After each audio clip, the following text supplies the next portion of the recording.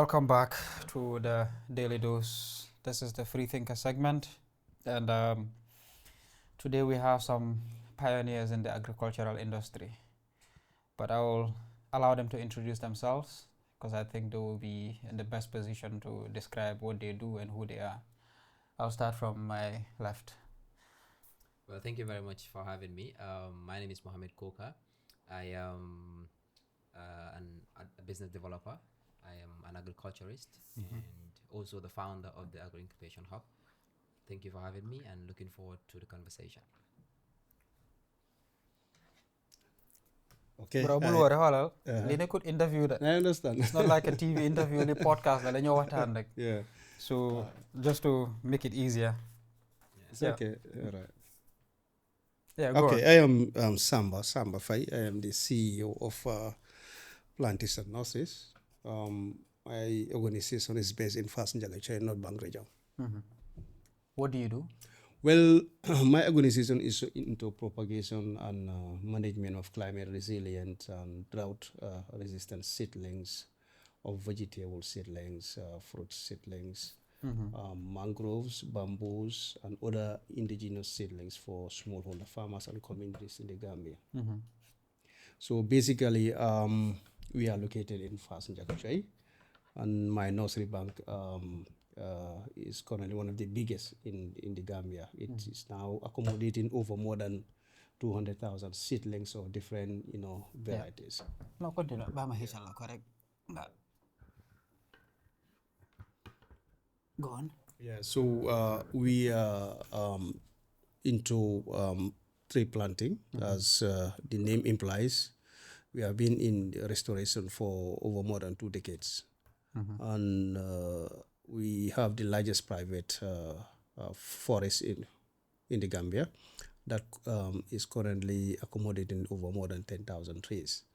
So basically, we are more into restorations because we've realized Gambia is one of the countries that is seriously affected by climate change. And due to our human activity, we realize that in fact it's doing more damage than good. So there are a lot of deforestation, especially at the North Bank region where my organization is stationed. There have been a lot of loggings, there have been a lot of deforestations that is taking place. So we thought it as very important and worthwhile to engage ourselves into ecosystem restoration to ensure that depleted forests and communities are rejuvenated, to ensure that we have enough trees. One, it will improve our soil health, and secondly, carbon sequestration. That is, trees normally sinks carbon. You understand? That is carbon dioxide. So the importance of trees, cannot be overemphasized. We can be here until tomorrow to tell you exactly how trees are making impact in our lives. But Gambia, we've realized, like I said, like I was discussing with my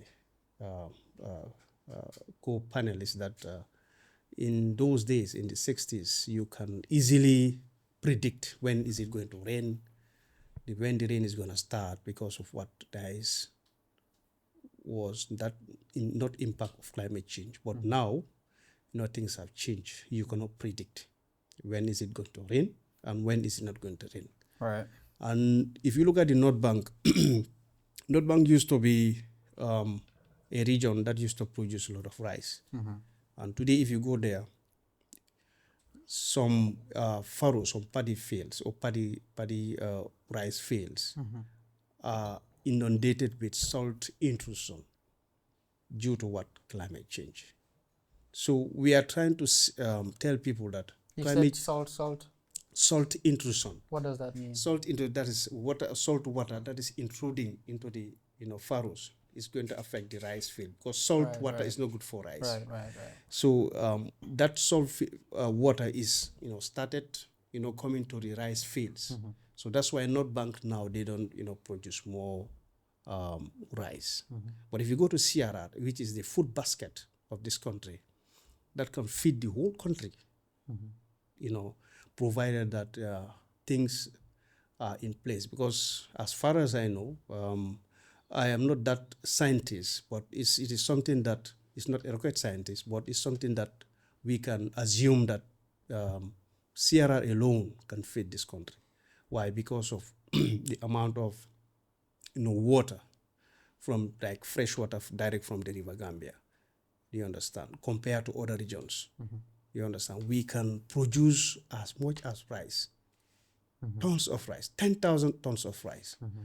So moreover, I and my partner Sulayman, we about to set up another, community-based organization, which I believe is going to help improve the food security and food sovereignty of this country, which is called NAFORE.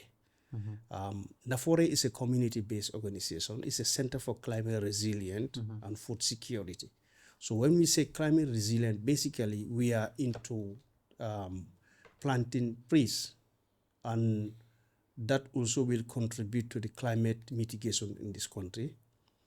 Secondly, when we say food security, Gambia now, according to statistics, we have over 29% of food insecurity, which is very of high alert.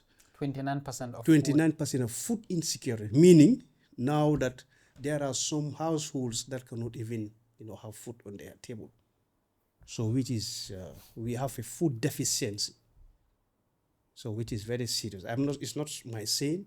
It's because it's These are the statistics that you're looking at. We have realized that we can change the narrative, provided that agriculture is being given more priorities.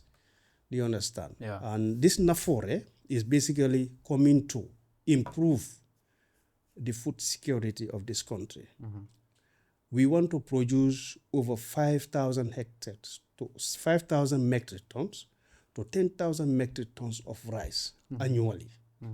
Already, we have more agreements with some communities, especially in Farafenya and the CRR, Kudang Pase. We've already made some verbal agreements with 2 communities that are going to at least lease one of their at least paddy fields for us to start doing rice productions. But all we can say is that Gambia can feed itself, provided that we immerse ourselves into rice production. I think I can I don't want to say all. I have other people who want to deliver it. We are going to come and dive a little bit deep on everything that you've said, because you have pointed out very important points. Sure. When it comes to food security and the future of Gambia. Yes, the gentleman on my right. Yeah. Assalamu alaikum once again. My name is Sulayman Jobe. Wa alaikum salam. I'm the co-founder of Africa Fruit Networks. Africa Fruit Network is a company. Actually, we've been in business for probably 4 years. Actually, the name come up maybe probably 2 years ago. Actually, what we do is we do apple farming. Yeah. Which is something very, very rare and new to the Gambia. So we're not just here to do the farming, but we want to bring the know-how and the technology on how to grow apples here in the Gambia. We want women and youths, especially youths from the university, to come join and see how we can train them on how to build up an apple farm, because we call it agribusiness. Because we have a problem here in Gambia. Everybody is farming, everybody gets into agriculture, but can't find a proper result or make money out of it. Because you can be on those hot fields, and then probably you just earn some, how would I say it, some just little money on that. Because, like in Kenya, from what I see in Kenya, we call it agribusiness. So what we do here is we help you set up your farm and grow apples and teach you how to grow those apples, what you need to do from planting to harvesting, and we help you. Even like for example, if you grow those apples for let's say 2 or 3 years, we can help you sell those apples. Even you don't know the know-how to sell those apples in the market. Right. Yeah, so that's what we do here, and we have some other seedlings that we're giving farmers to grow, like exotic fruits that Gambia have never came across. Like we have grapes, pomegranates, we have tangerines, and so on. So many other, how would I say it, seedlings. They're not seeds. Some people question they, it's the seedlings. Seedlings are roots, like Already started growing. they already started growing, so they Okay. grafted. Right. Okay. Okay. So we graft those seedlings. So that's why our product is kind of, different from other products, because our product normally takes a year to grow, even the apples. Because this is the first time, any, buddy have ever heard apple takes a year to grow. So our product takes just 1 year. First, you have to just let the rootstock live for 9 months for it to be able to, take the apples, and then you can let them fruit. Yeah, so we're trying to, like I said, bring that type of farming here into the Gambia for youths, women, and any other person who wants to get into the agribusiness, because we've discovered that everybody grows the same thing. So at the end, when the whole country grows apple, orange, or mangoes and sell mango, so when it's time for the harvest, the price goes down. So farmers now are not even making money, because there is no strategic of agro business here in the Gambia set up for those oranges being harvested. Most of them are being wasted, like spoiled, because farmers are now being able to sell those products at when they are harvesting, because most of the time they suffer from price inflation or things like that. So I feel like the country needs more seedlings, more fruits to grow, like like we have the apples and all that, better than sticking to the same product we've been growing decades, years, 10 years or before, whatever. So that's why Africa Fruit Network is here to help people get into the agro business and grow apples and other exotic fruits that can be sell here in the Gambia and exported. Okay. That's. I mean, this is not information that's privy to the masses, because when you say apples grown in the Gambia, that sounds very foreign. Yeah. We have this perception that apples grow in cold climates. Yeah. The likes of apples, strawberries. We always associate them with Europe, Fuseda. But can you grow new trees from the fruits of those apples, or is it a one time? No, it's a one time. We graft them. That's why it takes a year to grow. Because normally apple trees, if you want to grow them, other countries like in the US or whatever, it takes normally 5 to 10 years for it Okay. to start. What do you mean you graft them? Grafting is like, we have this, it's called the Wambugu seedling. So we grow it, and then it's like a short tree. And then we use a zion, something called a zion. It's called a zion to graft it. So that's why this apple is climate friendly and can grow even in a cold, hot, any place. It's climate friendly. It can grow anywhere. That's why these apples have been growing in Gambia, Nigeria, and other countries. Even So these apples, when they grow up and they get fruits, do they come with seed? Do the fruits have seeds in them? yeah, So those seeds that are in the fruits, can you grow new trees from them? no, you have to follow the same process. But you can use those seeds. Yeah, you can use those seeds, but it wouldn't be efficient as the Wambugu apples. Okay. So where are the Wambuga apples from? They're from Kenya. I mean, originally, like, are they from seeds as well, or No. they're from other apple trees? Yeah, they grow them in seeds, but there's a way. Like I said, we use the seeds to grow the tree. Okay. So you get the seeds. No, I get it from Kenya. They make the seedlings in Kenya. So I import the Okay. seedlings here in Gambia Okay. to be accessible. But we are working on trying to, graft the seedlings here, because I know how to graft the seedlings.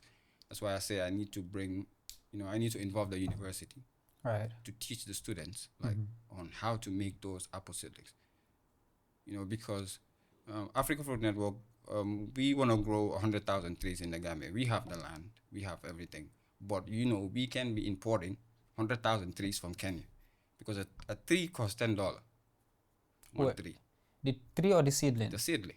What? The seedling. It costs $10. Ridiculous, man. Yeah. But it's worth it. Each tree can produce 3,500 fruits In one yearly. One harvest.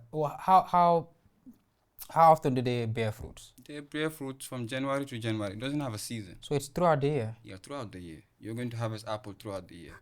So as this one is fruiting, another branch is flowering. That's how the process goes on. That's crazy. After you letting the apples, 9 months for it to start fruiting. Otherwise, before 9 months, it's gonna break the tree. So after 9 months or a year, the tree will be healthier, big enough to handle those weights on the apples, so you can let it fruit. But the moment you started letting it fruit, it's gonna fruit from that month ever for 365 80 years basically. anyways. But as long as the tree is okay, you're giving it what it needs, the manure, the organic manure and proper water. Right. This tree can live for 80 years. But the oldest tree I've seen is 30 years, I think 25 or 30 years. Bro, I can't even count how many fruits I've seen on that tree, which is a lot. So we need something like that here in Gambia. So we don't need an apple season or. Oh my goodness. So which will be good for the international market, because Of course. we can be out here just We're importing importing everything. We're fruits, importing and so apples. we need Apples to- are expensive. exactly. So with the Wambuga apples, it's cutting a little bit percentage on the market from fruits are imported from mostly South Africa. South Africa is the main distributor. So with the Wambuga apples now, we're in Kenya, Tanzania, Uganda, you name them, a lot of countries. So now we have what we call the Apple Growers Association. So even when we start to harvest properly, we can join that. We already in the association because So what we do is, if we can sell the apples here, we're gonna pack them properly, and then send them to because for us to provide the logistics from here to Kenya it doesn't make sense. So we rather pack the apples here, process them, pack them, clean them, and then export them to the destination. So other countries are coming up like Uganda. Instead of the apple to, the farmers who are growing the apples who want to sell but don't know how to sell their apples. So they create like a platform on how to check the apples and all of that. They process to check the good quality apples that need to be shipped to the international market. So they set up them like a farm who is not in Kenya but another neighboring country. Before the fruits need to travel all the way from that country to Kenya, they teach them how to process those apples, and pack them and teach them the logistics on how to do it to sell to the international market, because the demand is high and it's organic apple. If an apple is costing $1, an organic apple is costing $2. It doubles the price because there's no chemical in it. You understand? So that's what we're trying to bring here, which is a good business, and apples too can be used, without wasted apples can be used, with like, what's it called? Vinegar? Yeah, vinegar. Apple cider vinegar. Yeah. And I was watching a video now. People use. I'm a Muslim, but they're using apple with wine. A lot of things too. Yeah. So Fermented even the alcohol. wasted apples, they're good because they can be processed. I think in Gambia here they're processing vinegar. A company here is processing vinegar through apples. They buy those The spoiled ones. the spoiled one from the imported and process it. So if we're here now, the farmers don't even need to worry about their apple spoiling. This because is a there's whole market for it. industry. This Exactly. is an industrialization of Yeah, so many things can be exactly. processed from So, apples. and we have some other, because what I believe in farming is, and because Gambian here, we do a little mistake on the way we farm. Okay, we have let's say 100 by 100, and you wanna grow orange. you want to grow apples, you want to grow everything. So how are you going to make money? Because agriculture is all about the demand, Demand the and quantity supply. and quality. Mm-hmm. That's all about agriculture. It's about quality and quantity. If you don't have the quantity, you won't make money. Right. So if you have 100 by 100 and you want to grow 5 different things in there, You'll- how are you going to make money? So you Right. rather have the demand. Grow, let's say, 500 trees of apples at least. Focus on one thing. Okay, that's the mistake that Gambians make. They want to do everything at Observe once. it. You have a farm and you want to grow everything. That's not possible. How are you going to make money? Because you'll be saying, okay, you have 10 mangoes and 10 oranges. That can make you enough money. Mm-hmm. Because after you invested in that farm and the time, agriculture is not something really, really easy. Like, okay, people just come out and say, it has money. Yeah, there's money in it. But do you know what you have to do to get that money? We pray every day. Each time I wake up in the morning, I pray for my plants to grow. Can you imagine? They are my headache. Before I go to bed, I think about them. Yeah. It's like I communicate with them. Sometimes I even go to a plant and ask him, why are you not growing, man? Are you trying to, you know what I'm saying? Because, we need to be on them. And you want to do agriculture and then you want to sit in your house and have someone to take care of your farm. It doesn't You don't work. see results. You have to be involved, huh? Look, all of them are don't go aham. There you You in this country, we don't. What they got? How many agriculture? I'm not halis, but now we go aham. Halis mungfa funds yang duga everything yang but munu ñoo feed suñ bopp. Almost 3 million people. Munu ñoo feed suñ bopp. We can't even feed at least 1.5 million. Schools direct, school projects direct on rice, munu ñu jox problem. Just the school students. Wala fa jara xolaat de. Moom ñu jox problem. Léegi ñun students mu ñu jox problem naka la ñoo feedee nit yi. But the government tam nañu war a understand ne ñoom government bi yóbbuwut farming yu mënut a yóbbu farming nit yi seen boppa like the private industries ñoo mën a yóbbu agriculture because government bi mënut a wax ne dafa responsible pour machinery bu ko responsible pour fields yi bu ko responsible pour jigéen yi après agriculture dafa romb foofu sax agriculture is on to the next level now farmers don't even I saw on the news government want to buy 100 tractors. So like if you want to buy 100 tractors, you have to look for 100 drivers. You understand? Right. They cannot drive themselves. But the thing is, you don't even need 100 drivers. You don't need them. Because agriculture have advanced Mohammed. Now you can drive 5 tractors on your phone. I'm gonna get there. Don't rush because I do have. I do want to talk about Smart technology. Smart agriculture. Yeah, so the hybrid between farming and technology, but that is something I want us to discuss in detail. But it's a good thing that you brought that up. I want to give Mr. Coker here a chance to also just deep dive a little bit on the things that he's involved in. So you do agro incubation. You have what do you? Yes. What is it that you guys do exactly? Yeah, thank you very much once again. I'm actually glad to be here. I am a social entrepreneur, a licensed business developer, an agribusiness specialist, and I also run a non-profit organization called the Agro Incubation Hub. Right. So the Agro Incubation Hub is like a non-profit organization that actually supports the development of innovative and profitable agri-enterprises by providing them with smart agribusiness development programs in 2 forms. One, we provide them with climate smart techniques like climate smart technologies, such as the growing of food using domestic and environmental waste as compost, the practice of locally made irrigation technologies which actually reduces water waste by 45% and also enable the farmers to not depend on rain for harvest. We equally provide them with techniques such as plastic mulching, the use of renewable energy in farmlands, and greenhouse agriculture. You name them. So by extension, we equally provide them with agribusiness development skills, so they can be able to transform their innovative ideas into viable businesses. Because if you look at the agriculture sector in the Gambia, it's actually divided into 2. We have the subsistence farmers and we equally have the commercial farmers. But before I dive deep into that, I'd like to emphasize on what actually inspired me to really come into this sector. I am actually an accounting student from the University of the Gambia. Finally, actually, I'll be graduating this year, and I pursued accountants. And some people will be asking, why did I actually shift from accounting to agriculture? It's kind That's of where like the money is. yeah.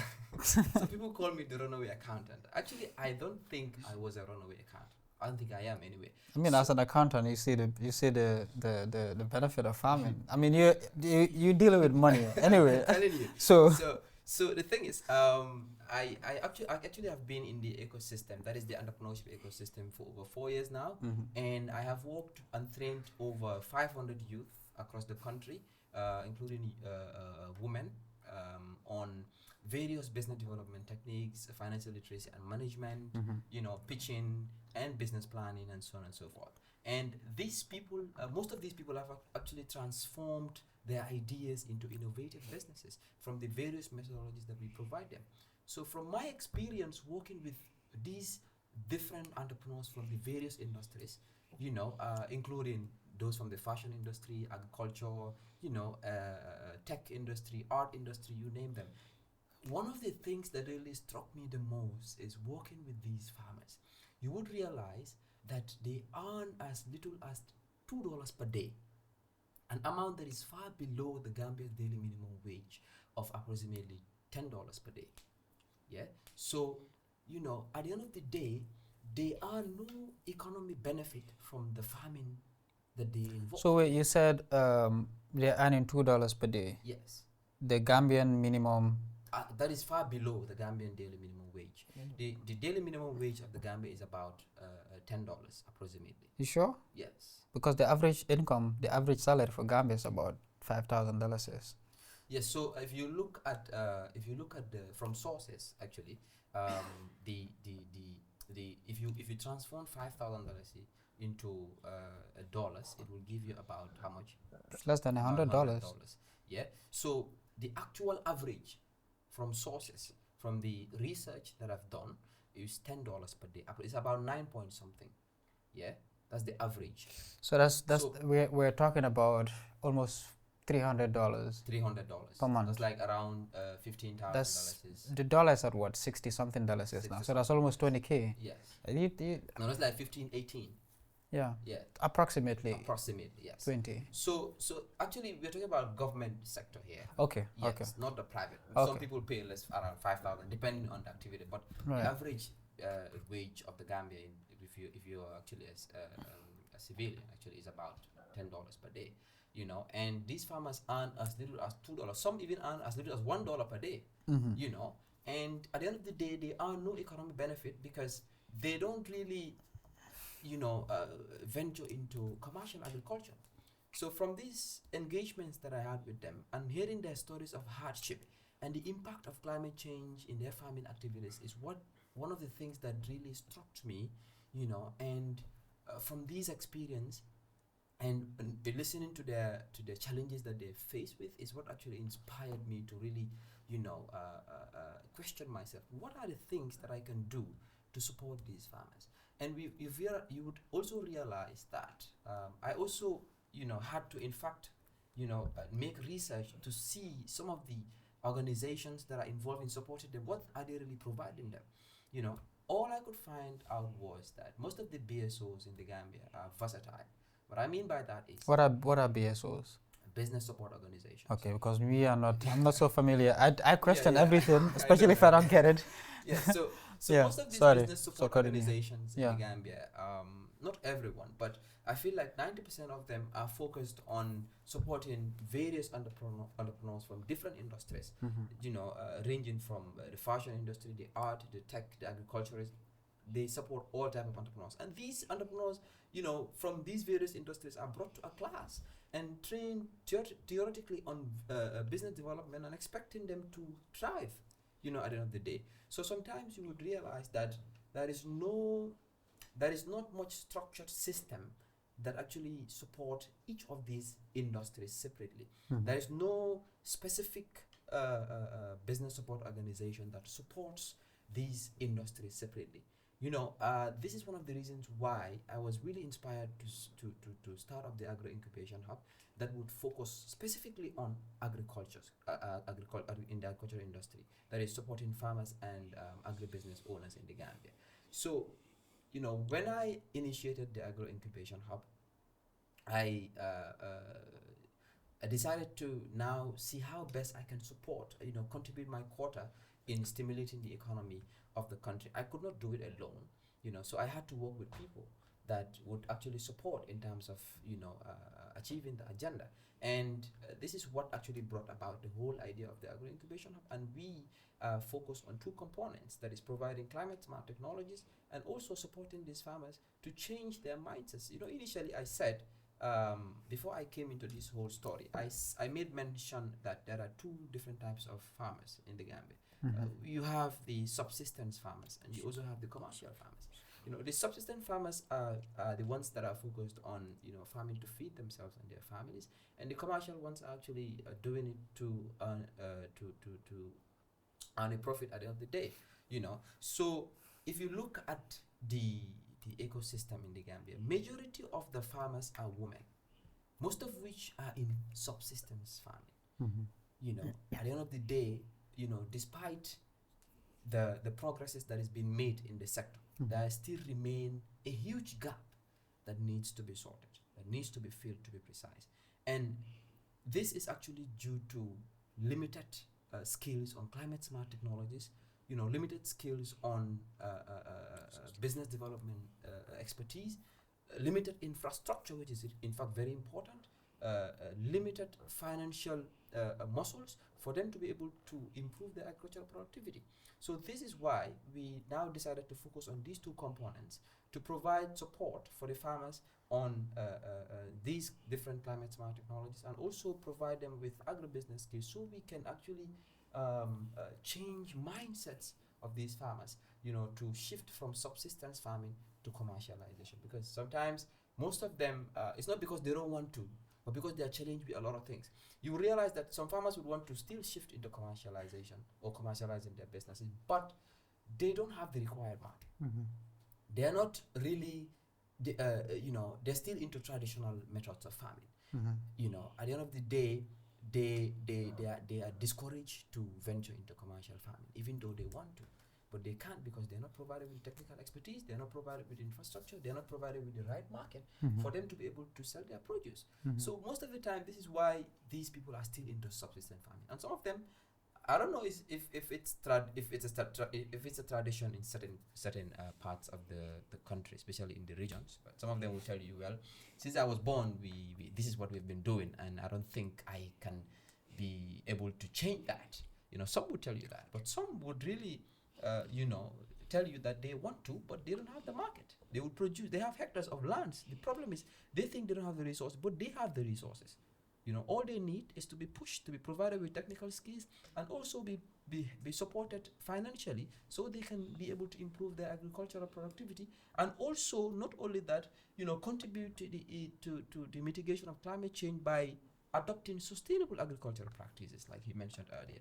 So basically, this is what we do, and we have trained over 125 through the Agro Incubation Hub. We are running two projects right now, one funded by USAID and the other funded by a United States organization called the Athari Group, of which we are training about 30 farmers, and the one funded by USAID through the YALI program, we're training about 125 farmers on how to manufacture their own compost using domestic and environmental waste to actually free themselves from buying expensive fertilizers, which one contributes to climate change, and also at the end of the day, the exportation of these products reduce the dollar rate indirectly, because the more the export, the more the import of these products compared to the export, it actually affects the country in another way around. So having these techniques provided to our farmers is what we need, because realizing that agriculture is the mainstay of the Gambian economy, accounting for approximately 1/3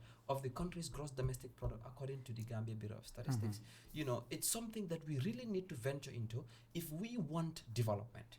And to tell you this, for development to be accelerated, there are some sectors that needs to be enhanced and empowered. And one of these sectors is the agricultural sector. because at the end of the day, it is not only going to provide employment, it will actually provide wider progressive externalities such as the improvement in food security, and a lot more that would not only benefit the farmers but also feed the growing population. Right. So basically this is what we do overall, and thank you. You mentioned smart farming techniques or Climate smart techniques.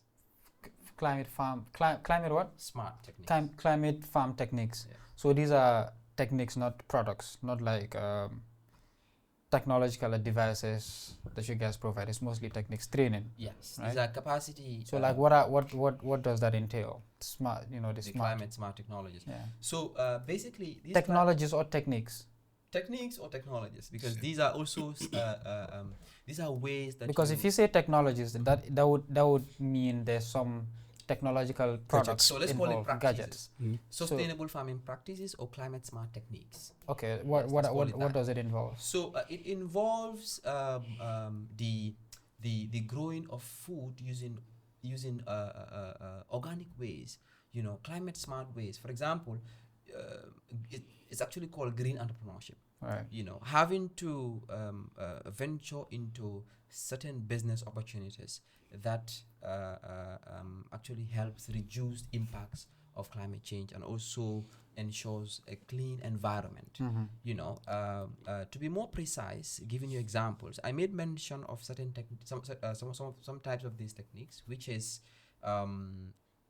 the manufacturing of compost using domestic and environmental waste like kitchen waste, animal dungs, greens, browns, and so on and so forth. So these kitchen waste that have been thrown away by these What do you mean browns? Sorry. browns are moy ñax bu wow. Okay. ñax bu wow. Okay. Greens moy ñax bu tooy. Right. You understand? Okay. So these are some of the things that we make. So we train them on three different types of compost. This is the bokashi compost, the biochar, and the natural compost. That's the current project we're working on. So the bokashi entails the use of kitchen waste. The use of there's a solution that we mix, which involves the use of brown sugar and rice husk. And these kitchen waste like eggshells, cabbages, or like sani, like holity different batanji, holity patat, holity pompiteri, soble and so on and so forth. So these are what we use and mix and actually place them in a barrel, which lasts for like 2 months for it to ferment before applying into the farms. At the end of the day, this actually costs them nothing more than $200. How sustainable is that when you're talking about large scale farming? Yes, so that is the question that is being asked by most of these farmers, because they have hectares of land, and to produce that is not a one-day thing. It's something that needs to be planned, for you to be able to know the capacity you can make afterwards. It also involves the availability of these waste materials afterwards. So these are things that you need to gather, on a consistent basis until you have enough to start with. So this is why we started with training smallholder farmers. I made mention of that. So we focus on smallholder farmers instead of large-scale farmers who have hectares of land, because it might be a bit difficult to gather these waste materials afterwards. So for you, what would be the solution for large-scale farmers? Because you did mention subsistence farming and commercial farming. Yes. So if you talk about, I guess, the guys that are farming to feed themselves, to directly benefit from their farm food-wise, the natural or the organic manure would make sense because they're usually farming in small scale. Yes. But if you're talking about the commercial farming, which is what would ensure, the economic growth, food security, we're talking about large scale farming. Yes. So, and to use organic manure for their farming would not be sustainable. If we're thinking long term, what would be the solutions to mitigate or to help counter the use of inorganic manure? If chemical fertilizers can be able to cover large-scale farming, I want to believe the organic fertilizers can also be able to. The question is not to about. answer your question. It's not covering. It's about the Sustainability how part. how sustainable is that? Because how many people are wasted, and how, I mean, again, you have to gather that, put that in a barrel, and that has to ferment for 2 months. One barrel, how much waste does it take, and how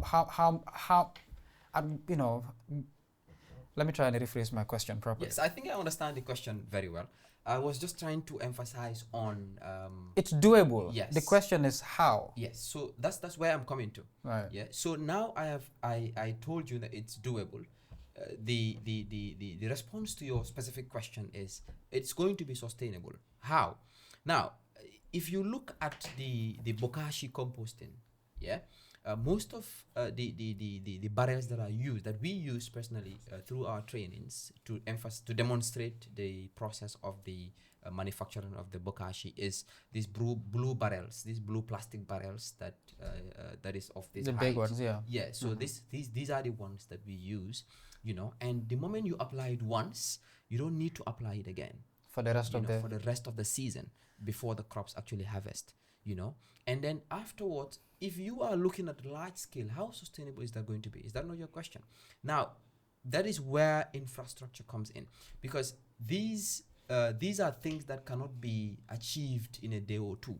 These are projects that needs to be invested upon. So which means the government need to actually complement these efforts by investing in the manufacturing of these organic compost. So we can be able to cover these large areas in a consistent basis to ensure it is sustainable. If we can be able to buy chemical fertilizer on a yearly basis to ensure sustainability, we can be able to use that money to actually build factories that would be able to manufacture these organic compost and supply to farmers directly. In fact, not only are we going to supply the farmers, we can even be selling these organic fertilizers to other countries, which is going to be a win for us. So this is basically my point. So Samba was saying, sorry, apologize. Like Sulayman Jobe was saying, it's if we're going to wait on the government to say build this manufacturing industry, that that is the likelihood of that happening anytime soon is very slim, and the commercialization of that industry by the government, for that to happen to, is very slim. So I think these are things the private sector should get involved to be involved in. Yes. So I guess what we need is investors to invest into these industries. That is the only way that I see that we can build an industry that could manufacture organic manure at a large scale. So for large scale farming. I'm not cutting you. Sorry about that. Let me emphasize on this. Yeah. If you look at these projects that actually come to the Gambia, it passes through the government. So the government needs to be involved. Of course, not directly. Yeah. It might not be directly, but they need to also ensure that they create or level the grounds for these investors that you're talking about to be able to be convinced enough to invest in the country. If they are not provided with that, opportunity, they would not invest. Agreed. Why do you think investors are not coming to the Gambia? I'm not saying they are not. Why do you think we don't have a lot of investors in the Gambia? This is one of the issues, because they are afraid the government might not actually make it easy for them afterwards. Now, these projects that actually comes from the international organizations also passes through the government. Agreed. From the ministries. At the end of the day, every project that has been implemented here from these international or foreign organizations passes through the government. So if the private sector involving in this particular achievement afterwards, it's going to work, but the government will still be involved indirectly. I agree. To actually polish your opinion a bit, maybe what you're trying to say is, which I agree with anyway, the private sector, even the agro incubation, not to be precise, we are an infant organization at this point, because we are like a year old, and these are ideas that we have and that we want to introduce to these international organizations, because they have the funds, they have the required resources available to provide these activities, but they also have what they call KPIs, which are key performance indicators, and these key performance indicators has to be thick, because they also answer to an organization outside the country that actually provide them these funds. If those KPIs are not met, it's difficult for them to actually access funding from that particular organization. So that is why you will realize that the Gambian ecosystem, most of the players there, fall for these KPIs because they want the resource, they want the funds. If they have projects that they want to work on, these international organizations are the ones that tell them this is what we want you to implement. And this is what they will implement because they don't have the resources and they depend on those resources that are provided by the international organizations to implement. If they are not provided with, if they don't implement those resources, do you think the international organization will provide with with funds for their own ideas? And this is why we have BSOs that are versatile. I made mention of that. You would see a business support organization that focuses on providing business trainings for entrepreneurs. And then they heard about a project that is centered on training agripreneurs, like entrepreneurs within the agricultural value chain. They would still apply for that, or they would still take that opportunity. And at the end of the day, outsource other individual, all in the name of getting the project, getting the funds, and getting the money. At some point, I feel like most of these non-profit organizations are no more non-profit organizations. They are profit organizations. They're just covered in the non-profit organization name. But that's not actually what is happening. You would realize that most of the budget that have been provided to this international organization, the DSAs, that is the daily sustainable allowances that they receive afterwards, is even more than the money invested in the participants afterwards. Agreed. So these are things that we really need to look at. So the private sector being involved, yes, we really want to. We have the ideas. As we speak right now, the agro incubation have fully fledged projects that are already being developed, and we intend to work with these institutions to implement them. But the moment you visit these organizations, sometimes they even want to offer you a job so you can bring those ideas to the institution. I don't know if you're getting my point. I'm getting your point. Some would actually not only, in fact, provide you with a job opportunity, they would want you to focus on something else, that they are interested in instead of your own activity. So sometimes it's crazy. We actually have very flexible ones that want to work with you and tailor your project down to their interests as well, which is fine. But at the end of the day, we all want the same thing, value.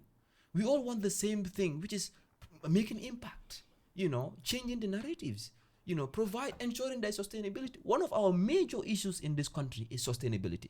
And I'm glad you mentioned it. In fact, I was impressed when you asked the question, how sustainable is that going to be? It can only be sustainable if we invest in agriculture. Not only invest in farmers alone, we have to invest in organizations that provide farmers with these techniques. We have to all equally invest in infrastructure, as in providing certain facilities that will encourage farmers to actually grow more, because knowing that there are more processing facilities in the Gambia, it would now convince them and encourage them to produce more, knowing that at the end of the day, I would be able to sell my produce. Right. If the farmers know that if they produce a hectare of if they grow tons of onions, everything would be sold. Do you think they will not involve in it? A farmer wanting to venture into the growing of onions, at the end of the day, knowing, okay, if I grow these onions, how am I going to sell them? So yaho, kan mo ko fay? She or he is also going to be spending on the production of those onions. But if they provide them with these facilities, these processing facilities, it is going to help them, because at the end of the day, these processing facilities themselves would need the farmers, so long as the farmers would need them as well. So it's going to be a win-win situation. There's no loss in this particular investment. So I wonder why, we really look at, providing ceremonial activities every year, and not really invest in what we really want and what we need sometimes. You would see, I feel like we really need to change our mindsets ourselves, and not before we are able to change other people's mindset.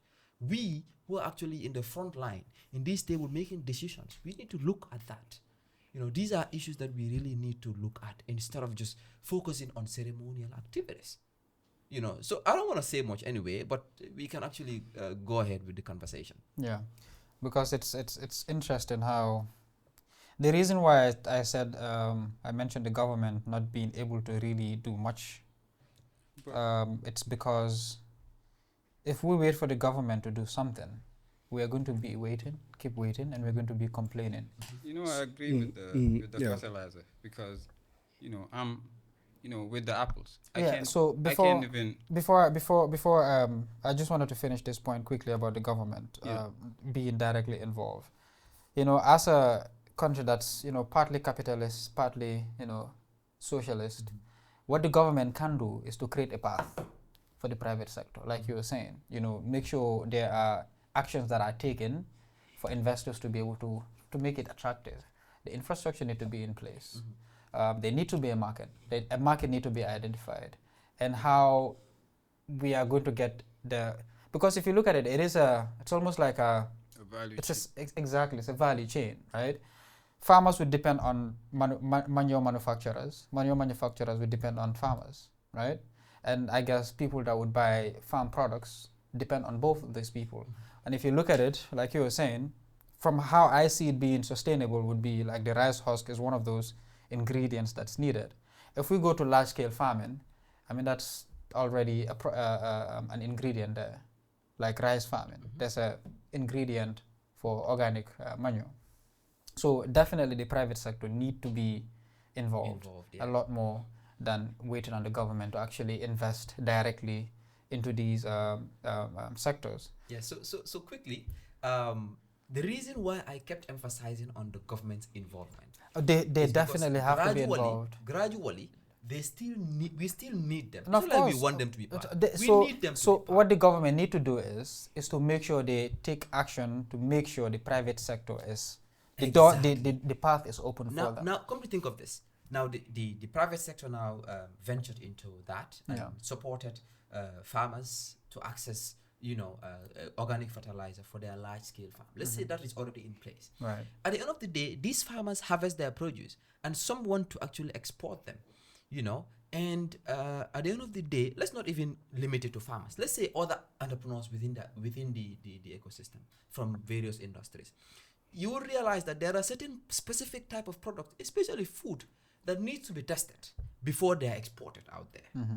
There are certain testing facilities that they need to actually go through before they are actually taken out there to other. That's another sector right there. Exactly. Now, if for example, let's look at the cement part.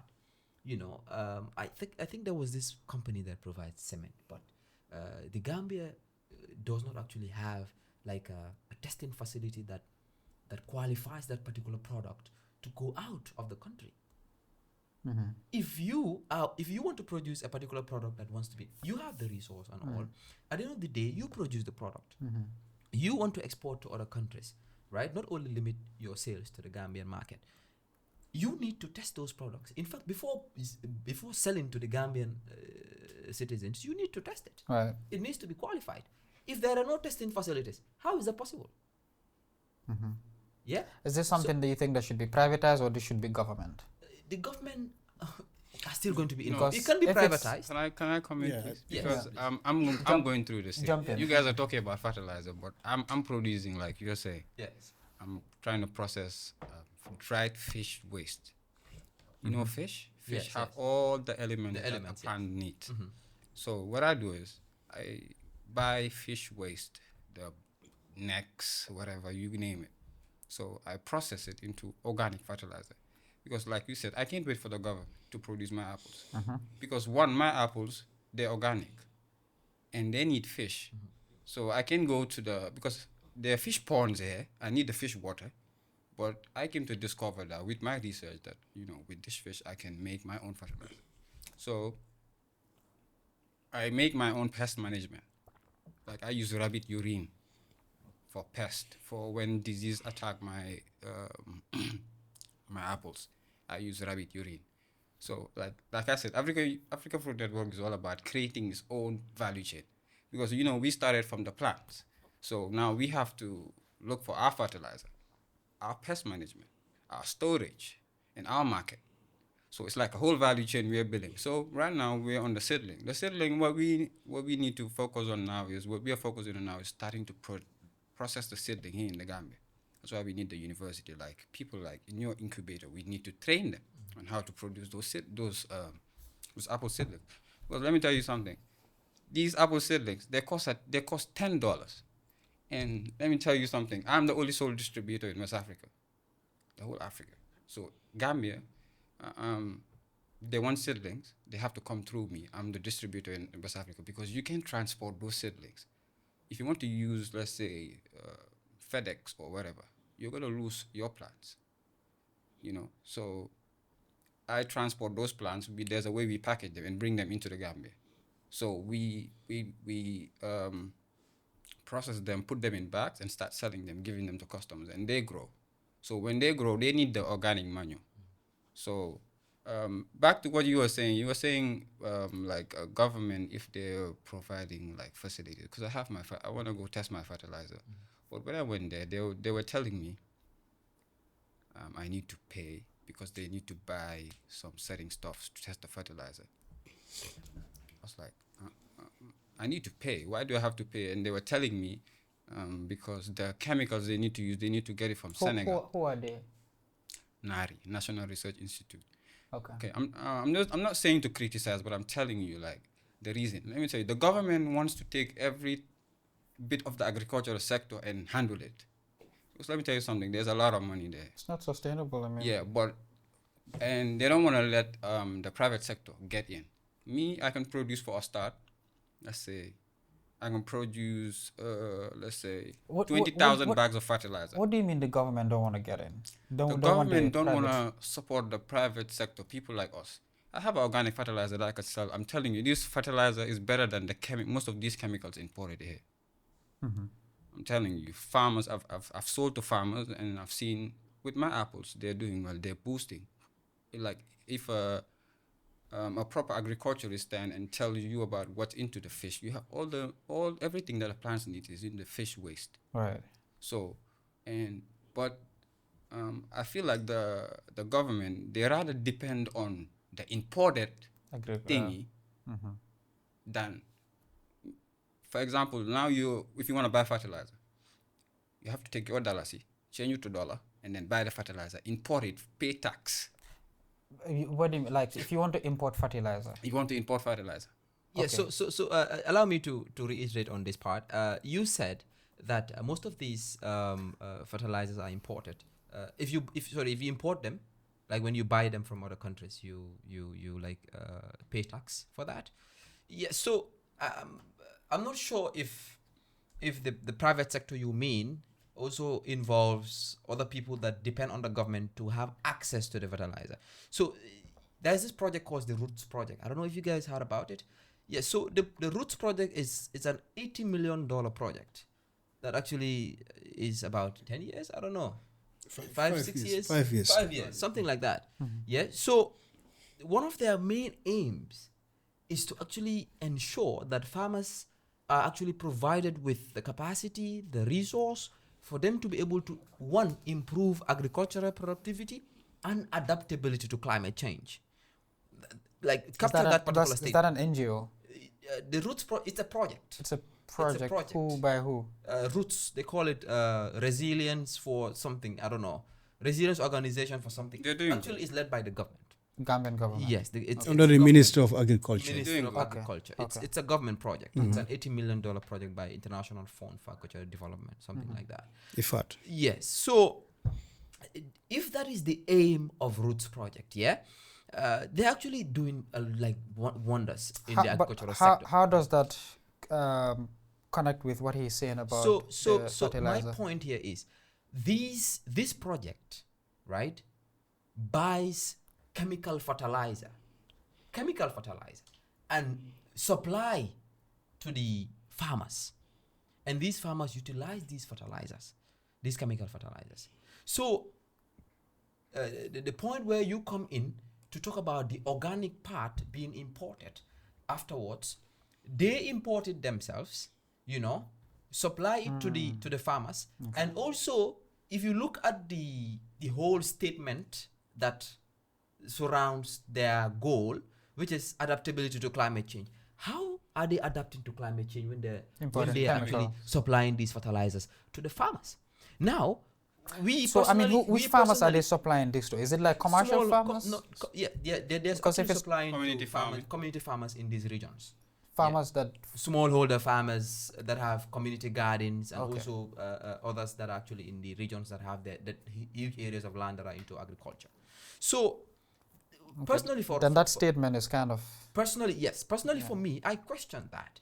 There was this platform that I was invited, and I had to emphasize it because one of the packaging that they wanted to use was plastic, and they made it very clear in the document. I was in that particular review of the document, and I had to emphasize on that. If we are saying that we want to ensure that climate change is mitigated through this engagement that we're in, how do we provide plastic as packaging for the farmers? How are we supplying? Why are we supplying chemical fertilizers to the farmers when we want to adapt to climate change? I personally went to the roots office with my team to have a courtesy call so we can work with them. That's the moment we started, the moment I initiated the agro incubation with my team. We wrote a courtesy call to the institution. So we can see how best we can complement the efforts of the activities that they're into. So we can maybe, at some point provide organic fertilizer to these farmers. So we came to realize that they're actually supporting, community farmers who have hectares of land. Now the question was, the same thing you said, how are we going to be providing organic fertilizers to these farmers that have hectares of land? How sustainable would that be? How available would that organic fertilizer be, considering it's a 5-year project? So I had to question myself. Then, is the problem really the private sector or the government? Because at the end of the day, you know very well that you are providing chemical fertilizers to these farmers, and yet you want them to adapt to climate change. How? That's an interesting. That's a question mark right there. That's a big question mark. So we could not actually provide that particular capacity of organic fertilizer at the time. So we could not really be given a project to work on that. Right. So what we wanted was not to be supplying those people with fertilizer. What we wanted was for them to involve us as technical or implementing partners, where we come in and support by training these individual farmers on how to manufacture their own compost. If there are thousands of farmers out there, and all thousand have 1 barrel to create or manufacture a compost, how many barrels would that be? How much do you think those barrels can cover afterwards? Yeah, it's definitely gonna work. That's a smart way. Every journey, a journey of 1,000 miles starts with a step. Right. We start small and grow big. Agreed. So this is what we tried to do, but unfortunately it could not work. I agree. Even with the fertilizer, like you're saying, the fertilizer I'm processing the fish, it's like 2-in-1. You can use it with dried powder on the land, and you can put it in like you're saying, those barrels, and mix it and then spray it on the plants, watering. So that's pure organic, and it helps plants to grow, like I'm telling you, quick, so quick and green and beautiful. So what we need is when you talked about importing fertilizer, because I think I just got what you were saying. You were talking about organic fertilizer specifically, or just fertilizer in general? Fertilizer in general. Normally GDC, I think they buy more than 35,000 tons of fertilizer. They buy it from outside. Yeah, I think there's only one fertilizer organic process here in the Gambia. I think there's only one. So probably I hope I'll be the second one. I took my product to the Nari for them to test my product. I know it's organic though, so I don't think they will find anything, something they will say is not good for the plants, because we're using, like he said, chemicals. So I think something organic is way better than chemical. The only thing we have to consider is how we're going to produce the capacity. For example, a year, Gambia imports 35,000 tons of fertilizer. Let's say for now, if we can cover, let's say, 10,000 or 5,000 for a start, and then we start. Because like we said, there's something in Gambia too, if a knowledge is, like, for example, we want to build a fertilizer company here in the Gambia. We want to order the machines and all of that. When we order the machines, we just order the machines. And then we don't know how to, okay, we know how to operate, but we don't know how to repair. Because that's, like, for example, that's why I'm Africa. I want to get into a tractor business, because that's what I did. I'm an engineer. That's what I studied. I know cars, but then You know, when I go to CRR and I see tractors, when I come and look at them, I know engines, I know the problem of these tractors. They're just silly, minor problems. Because, you know, they are not, in the Gambia here, we don't have quality or qualified mechanics to fix those tractors. So, and then we import the tractors now. Those tractors are dumped there because we don't know the know-how how to fix those machines, and we don't have the parts, number two. So that's because we just focus on buying. And we have a technical school here, GTTI. How many students graduate from GTTI every year? So the agricultural sector, what we need to do is, you see those tractors, when we're importing them, we encourage someone like me or you to be a sole distributor. They come with their tractors and assemble them here in the Gambia and teach the students how to assemble a tractor. Because let me tell you something, all the tractors, these big machineries you're seeing in CRR or whatever, they're all maintenance by Senegalese. Like serious things. So imagine Senegalese, they come from their country and come and maintenance our tractors. Is it because we don't have experts? We don't have experts. Okay. And we are not investing into, you know, like the tractor business, try to start selling tractors to the government. We need to bring those tractors here and teach the students from GTTI, whatever, how to operate those tractors so that they can earn money. Tractors are now digitalized. You use scanning machines. But we don't have scanning machines for tractors. You know, I've done my investigation, try to know. They just see the tractor breakdowns and then you just suggest, okay, maybe it's the starter or whatever. You just suggest. You didn't scan, you didn't know anything. So when the tractor breaks down, you don't have the part, number two. So you have to order the part. So in Senegal, they have Caterpillar. When they were starting mining, they had to franchise Caterpillar to come to Senegal. So they teach students how to assemble Caterpillar. So Caterpillar now, they don't even have to send a whole big machine to Senegal. They just send the parts and then they assemble and sell. So the mining places or farms or wherever who are using their brand, any breakdown, they come to them. So every year, they come and teach. It's just like SEFA or whatever. Right. They come to upgrade them. We don't have that in agriculture. We don't have, so that's why our tractors are just nonsense. You were saying earlier that I saw on the news, the government, they bought 100 tractors. No, they do not buy. They propose to buy 100 tractors. Exactly. Okay. They propose to buy 100 tractors. So if they propose to buy 100 tractors, they need to get 100 drivers for those tractors. Gambia, let me tell you, agriculture is so easy now. We use drones to know where, if there's water in or what the plant was, what the situation the plant is, or for a rice field. You know, like he was saying, the organizations, they're here, but they just, I feel like they're just going, each of them are just going into the direction they want to go. But one organization, I'm telling you, can govern the whole agricultural sector by technology. We need to get into technology. We're not in 19th. We're right now in the 2024. Agreed. You can drive 5 tractors with your phone at night. People plant rice at night. Agreed. So you can be here telling, that's why, okay, people don't want to get into agriculture because it's hard, man. Do you know how hard it is to get into that rice field? Labor intensive. And then to dig up that rice? Bro, it's hard. That's why if you ask them, they tell you, no, we are not selling the rice. Yeah. It's for our family. Yeah.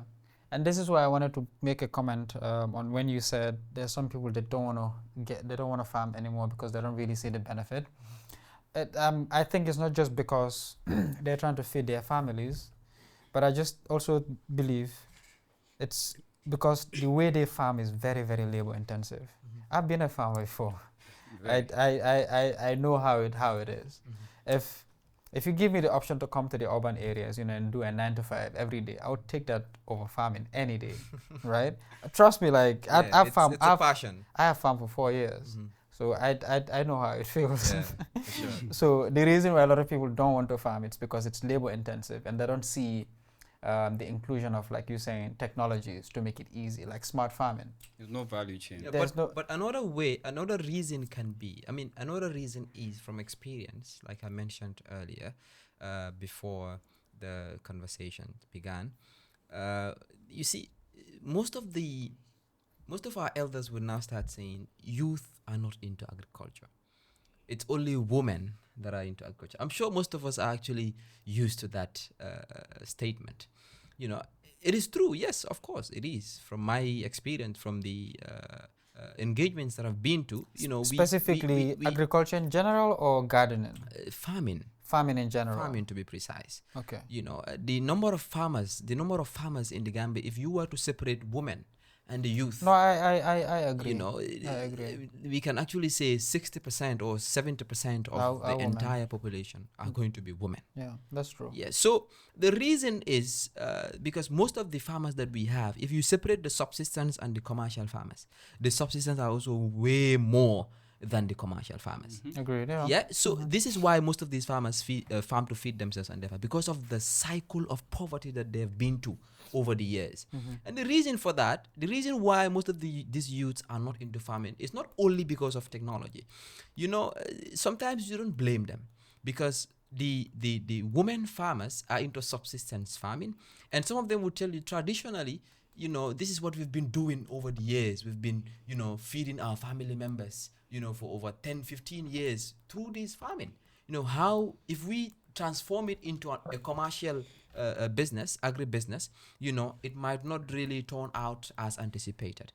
However, they would, one of the reasons why these youths are not into it is because they realize that if they venture into this farming, most of their families have farmlands in their areas, especially in the rural communities. If they venture into the farming, most of the conditions that they are being provided is, at the end of the day, the farming is going to be for the family. Now, imagine a grown-up man, a youth for that matter, farm for a whole season and use those products to feed themselves and their family. And a small portion of, I'm not saying they sell everything. Most of these farmers, they sell 70% or 80% of they keep 80% or 70% of the products and sell the rest in small portions. To the Lumos to and the markets. Lumos, exactly. Some you know, the weekly. Have you visited Lumo before? Yes, I have Some been bit to several like that, Lumos. but Why would a old lady tell you, I will buy one and I give you? Give you two, for real. And I've experienced this, like, Another for thing real, too, bro. storage. You don't have storage. They don't have the storage facilities. Can you imagine? So- Yeah. There's a lot of challenges that farmers face. So the farmers, at the end of the day, these farmers, these youth, would not want to waste a whole season farming, knowing that at the end of the day, only 10 or 20% of those produce is going to be sold. But there's like I no said- economic benefit. like I That said- is why they are shifting to other industries. But like I said, there is no, I don't know, the market, people don't even have, okay, we grow and sell the same thing for decades before. Oranges, mangoes, that's all. Like, we don't have new things to venture in. You know what I'm saying? Something that can compete in the market, like exotic fruits, like grapes. We need to sell those to make money. You understand? We need to be exporting. Gambia is just 2.5, 3 million people, bro. That's just half of Dakar. So the population is just too small. The only Gambia to build up the economy is just agriculture. Let me tell you, Agreed. it's the only thing we can produce tons and tons and tons and tons to export. That's the only thing. We don't have oil. We do have oil, but we can extract oil at the moment. That's from what they said, the Gambia has oil, but it's not even the right time. First, if we want to get there, let's start with agriculture, selling our agriculture products, granules. Let's grow capacities and export so that we can have money. What's it called? Foreign money. Because all we do is import. Right. For example, just take a look at this. Rice today. If we can, let's say, $5 million can grow a hectare and buy, if you really want to grow rice, I'm telling you, organizations are holding $80 million plus or whatever. I'm sometimes I don't understand why they can even have, okay, a 5-kilometer rice field. Because that's the least. When I went to Kenya, I've sown kilometers of drive. I'm seeing rice fields. I'm seeing people growing on mountains. Yeah. You know, it's amazing. Yeah. You know, everybody is enriched with, you know, with those. So we need to do here in Gambia is we need to, what was I saying? Sorry.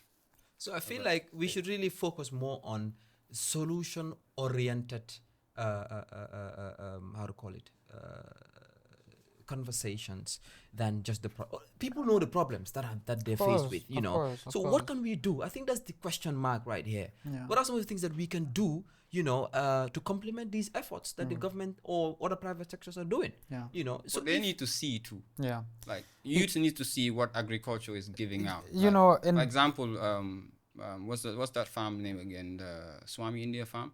You know, youths need to go. They need to go and see yeah. and know what's happening. If agriculture is making real money here, but I'm telling you, okay, Radville have been here for decades. They've been making millions, exporting everything to the UK, but they don't know. Okay, the government needs to stand on that. Students need to go onto that Swami whatever farm and do and know how this works. But instead, if you go to the farm, they won't let you in. but these That's are not acceptable. These are They need recent. to like, and what I'm saying is, those people are foreigners. So they come here with that type of knowledge. They can live here with their money, but they need to leave that knowledge here. They need to let students from the university to go on training into that land. It's a 2-kilometer land, all with banana, bro. I've heard that. Yeah, biggest banana farm in the Gambia. Yeah, And there's not only one banana farm. There are other banana farms, and there is onion. They're growing onions there, and they're growing potatoes. Okay, but the thing is, they need to. Okay, those people are foreigners. They're securing their thing, but okay, the students need to know how to build a big 3-kilometer banana plantation or whatever. So why would a foreigner come here and will not allow a Gambian citizen to go in there just to know how? So We're not stealing bananas. The thing about that is there's two aspects to that, right? So what is the guys that are planting banana? What are they called? India. So them, okay. Having the farm and planting is one aspect. Another thing is, can you have the customer? Do you have the market? Can you export it? I mean, these guys, they already have the connection outside, right? They have the capacity to farm, put it in a container, and there's a customer waiting, ship it, right? If you take a UTG student and you give them 2 kilometers of farming, be like, farmer, how are they going to sell it? That's when you come in. Exactly. That's why a value chain is necessary. Yeah. So that's why a value chain is necessary. Yeah. Like for the apples here, we give you the apples to grow, but we have a market already for it. See that is even if a Gambia, we're not even worried about the Gambian market. The Gambia is not the market. Yeah, it's not even the market. Yeah. Because I'm telling you, like if you want to make really money in agriculture, you need to export. Learn how to export. But I'm telling you, if you agribusiness, you want to supply 2 points, even if you're supplying the whole Gambian population, if you're a real agribusinessman and you know what's in agriculture, Gambia is just a small market for it. I'm telling you. You need to learn how to export. And that's the most important thing that's why most fruits and vegetables are just wasted here. Loom was like that because one, we don't have storage and we don't export. We don't focus on export. And So the people who are on export, they're making countless amount of money. The reason why we are not exporting at some point is because it's where the standards come in. We have a Gambia Standards Bureau. But how standard is that Gambia Standards Bureau? That's the question. There's a lot of question marks. You know, that needs to be addressed. I do want to give Samba a chance to. Yes, I'm actually interested in climate change because we complement in that as well. His field is to make sure, as much as we want to go large scale farming, is to make sure it's sustainable, right? And someone like you, it's crucial because if we're just thinking about the commercial, the farming, we might be doing a lot of harm along the way. So you've heard, Coker here, you've heard Saul here, talk about farming and some of the ways, the methodologies, the different fruits. But how we, at the same time, we do need to be aware this is the environment that we're talking about, right? So what are you really doing to counter? Yes, typically the fertilizer is so toxic that it contain what we call a methane. And if proper care is not taken, most of our farmers will not have a large quantity of products due to what? The soil fertility is going down. Because if a farmer uses 1 bag of fertilizer this year, next year he might use 2 or 3 bags of fertilizers, either urea or NPK. You understand? So it's impacting the soil. The soil nutrient is going down every day. That's why, if you look at also the organic, also the processing of the organic fertilizer, that's where the methane is like a chemical. It's a That's gas. a gas that diffuse into the air, and that is also having an impact Right. in the climate. So if you look at the whether it's a win-win situation, yeah, we have to also mitigate it. That's why we, as agroforestry practitioners, we want to ensure that we have a lot of trees, because trees absorb these carbon sinks. It ensures that whatever is being diffused into the air, trees absorb it, so that at least it can mitigate the impact of climate change. So Is it possible when the organic fertilizers are being processed, the byproducts like methane, is it possible to capture that? Because methane is flammable. yeah, it's highly inflammable. If you go to, let's say, the Bakote dump site, Right. it's not producing a lot of air pollution. Do you know that? Because it's burning.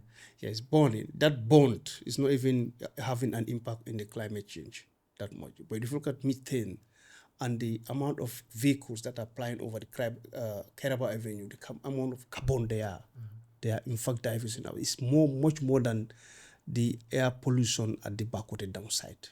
Because we have... I agree. Yes, because Yeah, we I agree. The vehicles. I was one of the delegates who attended a climate change and planetary health at the MRC. And there is this device that was given to us. It's called the TS device that we used along the Caraba Avenue and at the Bakote dump site. So to ascertain the amount of pollutions in these two areas, but you'll be surprised that along the Caraba Avenue, the number of carbon that is being produced is way more than at the dump site. Wow. You understand? So some will say, why? How is that possible? So you see, that's why it is very advisable for us to have the concept of tree planting. Me, I have been propagating for a very long time. I have been also conserving for a very long time and advocate for tree planting, because we know climate change is cross-cutting. It has affected every facet, every department, every sector. It has affected. All what have been deliberated here is affecting our farmers. We cannot produce more. If we have more organic fertilizers, the amount of methane in processing those organic fertilizer is also creating problem for the climate. If you bring more urea or NPK, it's affecting the soil fertility and also the respiratory system of our farmers. The health also comes in. So that's for us. Anyways, I was enjoying the show. I know at the end of the day, all is going to come back to what? Climate change. Climate change, yeah. So what we do, we are trying to do a lot of ecosystem restorations, because we have signed an MOU with the MOPSI, that is Minister of Basic and Secondary Education, last 2 fortnight ago, to embark on an initiative called Green Schools Tree Planting Initiative. The idea is to nurture the minds of young people to have the concept of tree planting. Because we believe the impact is not to have the quantity of trees being planted. Yeah. The impact is to see the trees that are going to be planted to reach up to maturity. Secondly, we want to improve their livelihood. For instance, he is an expert in apple. We're going to partner in that area. We want to have more apples in the schools. Number one, to improve their school feeding system. Yeah. Secondly, is to also improve their livelihood. Because even one tree of apple tree that can produce at least maybe 100. 500. Yeah, for a year. Imagine if you have 10 apple trees or 20, 25 apple trees in a particular school. So in fact, the subvention they might be receiving from the ministry will be less because of what those fruit trees, not only apple, because we're going to have assorted fruit trees in over 1,700 schools, both the conventional schools and the madrasas. So it's a 3-year project that we are foreseeing that all the schools, irrespective whether you are in the upper basic or lower basic, to have trees, fruit trees in the schools.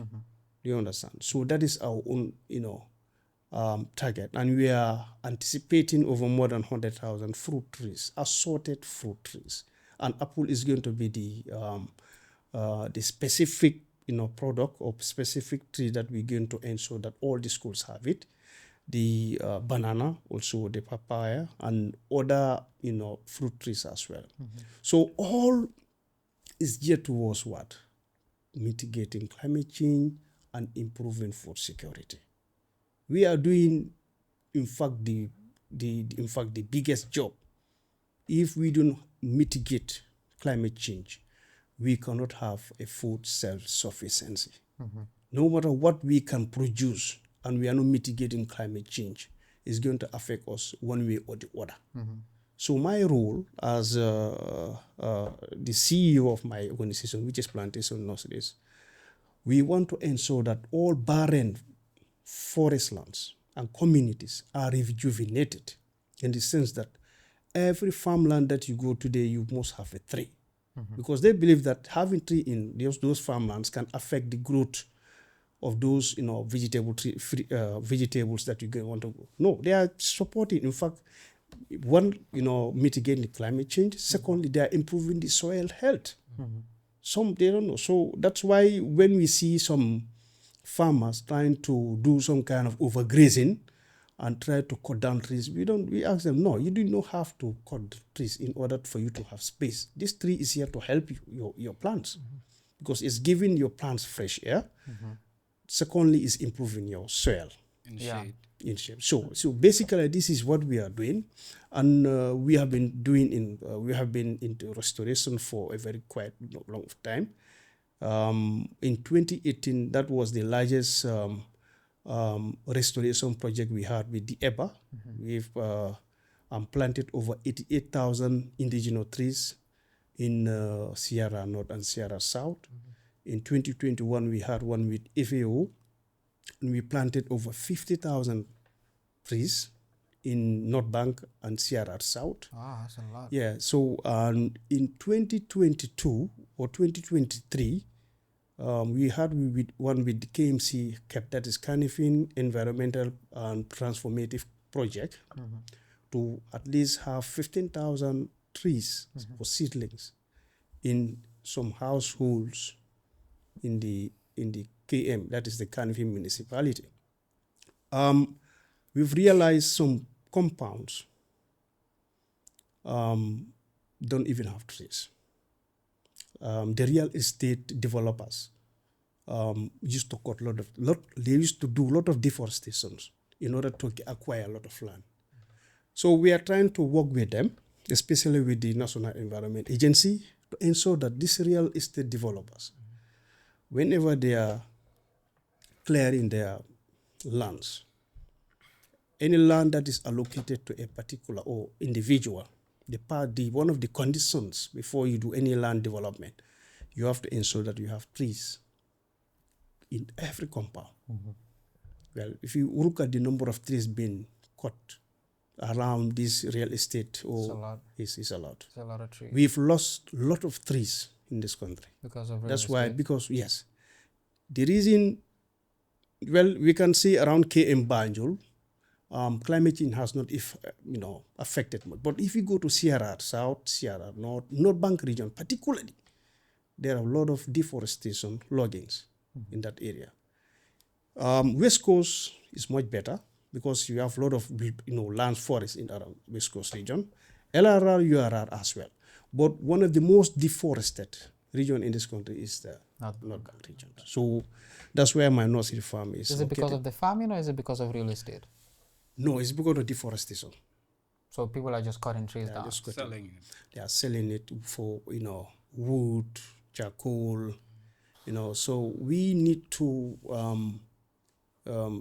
teach those doing this, because they are doing it to improve, probably to improve their life, or, to get income. Right. Because some of them we understand it is very difficult. So some have to go to the bush and cut down those. They don't know the impact they are doing, but at least improving their life, adding value into their life will abstain them from cutting down trees. So that is our role as agroforestry or agriforesters, to ensure that these trees are maintained, and those doing it to abstain from it is like giving them another job or creating green jobs for them. So we, in this project, we're going to create a lot of green jobs for youths and women. And there is another project that we're going to work on is, in fact, we started it, that is the Community Environment Resilience through Agroforestry. It's a project funded by the British Embassy. We are working with 5 communities in the North Bank to ensure that they have the agroforestry techniques. Because we don't normally go and ask them to plant trees. We want to teach them to know the techniques of agroforestry, how you can start, propagating from like seeds to seedlings up to a full-fledged tree. Do you understand? These are some of the chain that they need to know. Yeah. Yeah. Have you heard of Happy Farm? Yes, Happy Farm. They approached me to be one of their ambassadors. They are currently working on that. And their concept is to have trees in all these gardens. And I've been communicating with Chris and Fatmata Njai. So basically, we are very soon we will start. We will agree on something to ensure that those doing like this for those farmers in the rural areas, to ensure that have trees, for them to have trees in their gardens and communities, because it's very important. Yeah. Yeah. So they are doing well. I think last time I've met Fatmata Njai, and she told me that they have in fact reached out to so many farmers and also improving their livelihoods of some farmers. Because they go all the way to Basse. Yeah. And I've done a few projects with them, Yeah. covering, especially when they started. We did the corporate branding, their logos. We did everything for them. Mashallah. So Yeah. we've also done documentaries, commercial videos for Okay. them. So I've seen the farmers, the farmers that they are working with. They go deep into the the forest. They go into the interior, yeah. and make sure if the shrubs and the farms are maintained, because yeah. it does have benefit for the soil and For- also for the yeah, environment overall. So Exactly. that is, they're doing good on that side. I mean, albeit it's still a business, it's a profitable business for them. So, But on the other hand, they are doing a lot of good for Yeah, the environment as yeah, well. for the environment is key. It's Yeah. very key in our livelihood. Yeah. If we have to, you have to ensure that we take into consideration of the environment. Otherwise, the purpose will be defeated. Yeah. We cannot, Yeah. achieve our objective in terms of Yeah. food security. Yeah. If environment is being sidelined. They are definitely doing a lot of good. Yeah. So now I want us to go into smart farming. I don't know if you guys have heard of, because we keep talking about land, specifically soil health, soil farming machines. But have you heard of aquaponics? Yes. You? Yeah. So for me, there's a lot of there's so many different ways we could farm without actually using soil. And I think this is the most sustainable way of farming that we can get ourselves into, in my opinion, because there's a value chain with aquaponics. You could do fisheries, you could do animal husbandry, and you could farm without using soil. And it could be like a self-sustained system where you don't need to have any kind of inorganic fertilizers, because the fish poop that you're getting from them, or the water that you recycling, can be used to feed the plant, Yeah, that's what we do. and vice versa. So this is, for me, I think this is something that really, really need to be advocated for and pushed, because aquaponics, I mean, it does require investment. It doesn't need a lot of land footprint, because you can stack it. That's the advantage of doing stack farming or vertical farming. You can get a 50 by 50 and just stack it. if you stack it, you're multiplying the floor Exactly. space by exponentially, basically. Yeah. And this is what I think we should get into. Do you have any comments on that? Yeah. The reason why, okay, for example, if you say timing kanja or normal kanja salad. Yeah, this will be for vegetables Yeah, specifically. for vegetables, so the Yeah. reason why there's a kind of price inflation on vegetables each time the season pass, that's because these smart farming are not initiated. Okay, I'm not saying there is none here in the Gambia, but there should be more. Because for example, we buy salad this month for, let's say, $100 each.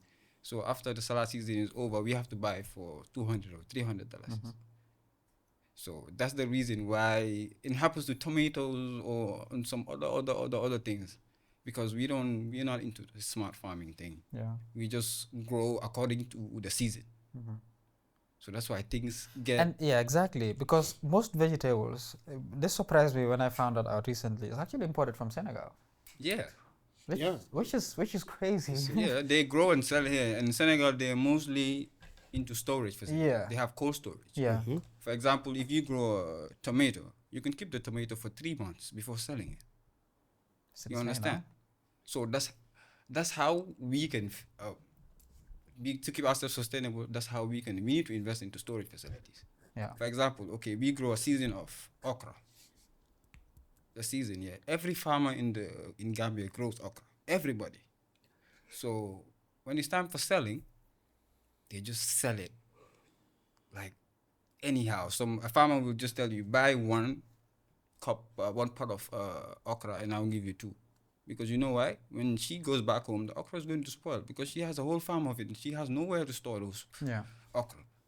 So if I'm talking, this is another business idea. If even someone private can set up a storage facility and maybe try acquire some funds and start buying okra. Let's say you buy okra season, all you do is buy okra and store it. So because in 3 months, okra is going to be something very difficult to get. It's going to be expensive. You know what would be the best investment? And then that's when the Senegalese come in. Yeah. Because they know Gambia fu nekk nii amuñ okra bàyyil ñu ñëw. Because ñoom seen farmers yi ñi nga am seen storage ñi nga am seen everything they pack ñu ngi la xaar mun nañoo toog xaar ñu 3 months. ba ñu suñ bos jiyee gars yi dugal. And then they sell at a higher price. ñoom lu ñu see make suñ farmers yi sax duñ ko make. Because da nga gis ne time boobu noonu okra jeex na price bi dafa egg. So léegi okra bu noonu jar last time $50 a kilo des start na fa dem 125. So léegi Sénégalais ñoo jël loolu yëpp because time boobu Gambian farmers yi yëpp ñu ngi toog ñoom ñu ngi grow at that time lu ñu war a grow te warut a demee noonu. In Kenya they grow everything from January to December amul season either rice or mangoes suñu seen time season su ñëwee but still they store mangoes on their storage facilities ba nga xam ne full year round ñu soxla time mango sax and it's exported. So ñun amuñ Gambia amuñ that type of industry bu mun a control loolu bu mun a wax give a data ne. And there's something else ñun amuñ data of what we grow tey suñ grow woon okra lu ñu xam ñaata okra lañ grow last year. Amuñ data yi amuñ analysis. If you want to get information even soo demee pour def sa research for man ma war a check on Gambia how many apples did they import. Bro, it's really difficult because most of the time si newspaper yi nga ko dee gis. You have to track them social media defi nii but Gambia amuñ men data bu laa mën a wax ne ñoom from 2017 to 2019 nii la gaa order or lii lañ produce. You have no data. Loolu moo ñu gën a nekk di jox problème. I agree. Yeah, you understand? So farmers don't even know how much to produce. Either they have to produce more or less. Sometimes even farmers produce more. Mu yaaxu yëpp. Mooy okra yu ma laa wax nii. Dañ koo produce lifin lu bari yëpp yaaxu. Man dama dee nekk si yaara dama dee gis loolu la fa metti nag bro. Like that is really painful. Nga farm. Ko xam farm dégg nga farm full year ba pare sa bagage yi di yaaxu. There's another thing that I think we've not discussed, which is the fisheries aspect of the agriculture. And fisheries is also another key aspect of our livelihood. We have seen a lot of fish that have been siphoned outside this country. Juvenile fish are dying. There is a lack of protein in our communities due to lack of fish. And as for that being the case, I thought it very important also for us to discuss fish or fisheries. We have done some studies and we've realized that most fish in our waters have been siphoned by either foreign businesses and been taken to our neighboring countries like Senegal and the like. And we have a lot of fish in our water. And the Department of Fisheries, I believe, this is something that they can do to ensure that we have a lot of protein, especially in the rural areas. If you go to some of these communities, you hardly see some of them having the eating fish. Why? Because there is scarcity of fish. There is this organization probably we would want to set up and work with the Minister of Fisheries. It's also under the NAFORE, and we want to work into community fisheries. That is to build some storages in communities and have some aquacultures in some communities as well. If not, we will have to provide our own fishing boats to ensure that these fish have been circulated in the country rather than siphoning it outside. Yeah. So this is another aspect I believe is part of the agricultural value chain, and I thought it very worthwhile as also a person, someone who is very passionate about agriculture, to ensure that we have enough fish in our communities. Tanje, for instance, used to produce a lot of fish. We go to Gunjur. Yeah, apparently, they are, in fact, most of these fishmongers or most of these Chinese get fish from Tanje or Gunjur. So it's a hope that we believe government can also improve to ensure that we should not also think of, having these foreign, players to be taking the fish outside the country. But they should also think about our own livelihood, our own, people in the communities that have been lacking this, having this protein deficiency, which is, having impact on their lives.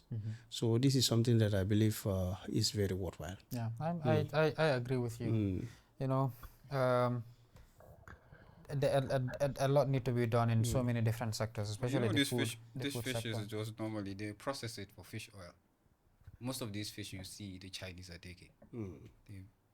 Our people need the fish to feed themselves.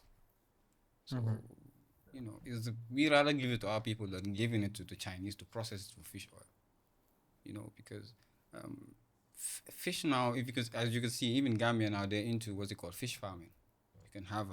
You can grow other fish on land. It's aquaculture. Yeah, we're doing it. That's the aquaculture part of it. Within the apple value chain, we need fish. We're into fish. We need our apples. They need fish. So we for manure. To use as manure. So we do thorough research on fish. So that's why we build aquaculture, or that's why even we at Tanje, my place is at Tanje. We're making the organic fish fertilizer, which we believe could be one of the best in the Gambia, made here. And I'm telling you, the people some people in Tanje, they're selling that fish, that dried waste fish, to Senegal. They process animal feeding and then sell it back here in the Gambia. Okay. So that's interesting. Our fish waste is being sent to Senegal and processed and brought back here in the Gambia to sell for poultry or whatever. So it's just like I said, we need to get into processing. That's what I was about to say. We need to get into processing and start processing our own things instead of importing them.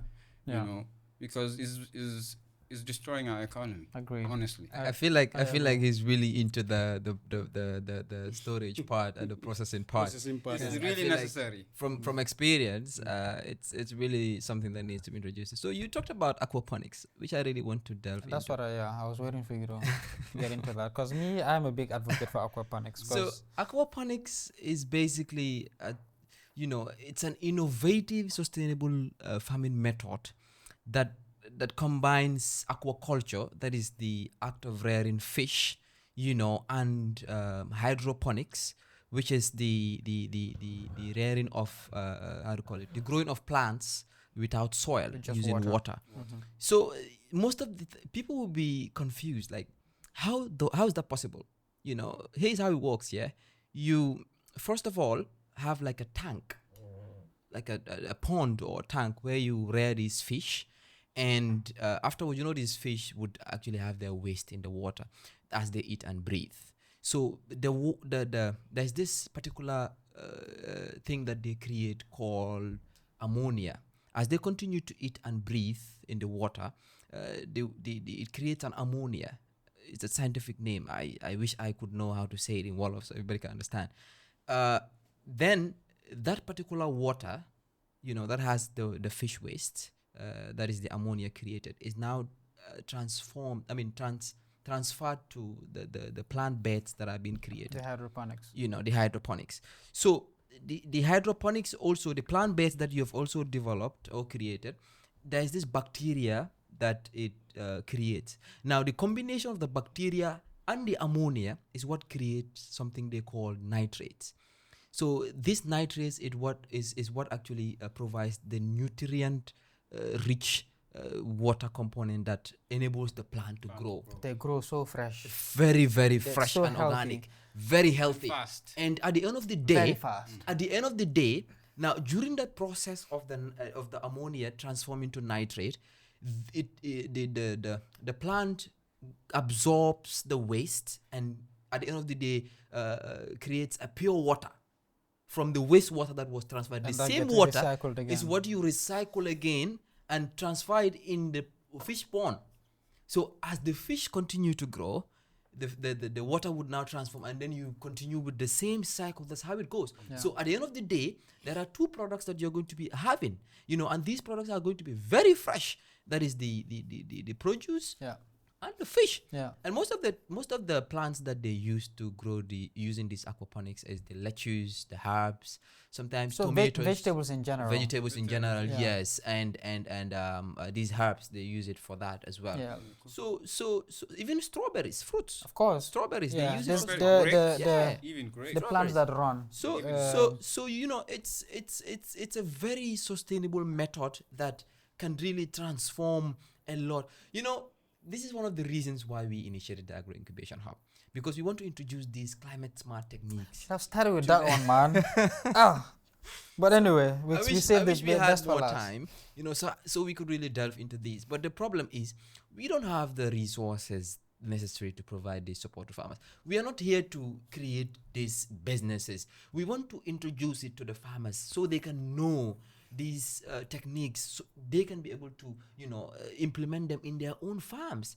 To make that possible, to reach out to these farmers, we definitely need resources to be able to do that. You know what I think? There's a lot of investment you made mention of. It needs investment. It does Not need huge investment. If the government can actually work with other government, like if the government can actually provide, have certain projects or secure projects from international organizations to work through the NANA. I hope you guys know NANA, and provide over 16,000 households with $3,000 per household.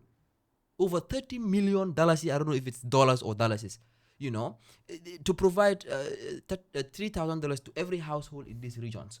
Don't you think they can provide this support to the farmers? Of course, there's a lot of investment that needs to be. The question is, there are misplaced priorities. At the end of the day, a lot of problems are actually being attended to, but they don't have priorities on the things that needs to be. There's a difference between a need and a want. There are certain things that we need in this country, and these are things that we need to prioritize. If all the farmers need is to be provided with the opportunity, the platform, that's what they need. You don't need to give them money all the time. That's not the only thing they need. Yeah. If you give a farmer money and you don't provide them with these sustainable methods, they're gonna, at the end of the day, waste the money. Should teach how to fish, not to Exactly. give them fish. Exactly. This is where it comes in. At the end of the day, we are if we have the platform to provide them with, and we don't have the resource, we obviously need to work with non-governmental organizations and also the government to ensure we complement their efforts by working directly with the farmers, since they can't, but they can provide the opportunity, and we work directly with them to provide them with the opportunities. And these opportunities, not only is it going to be the sustainable methods, because if you provide them with the sustainable methods, at the end of the day, how sustainable is it going to be? What capacity are you providing them to ensure it's sustainable?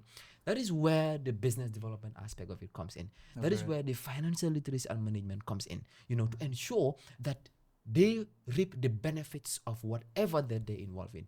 The moment the farmer knows that this is providing me money, this is providing me with the resources that I need to feed generations, they would take it serious.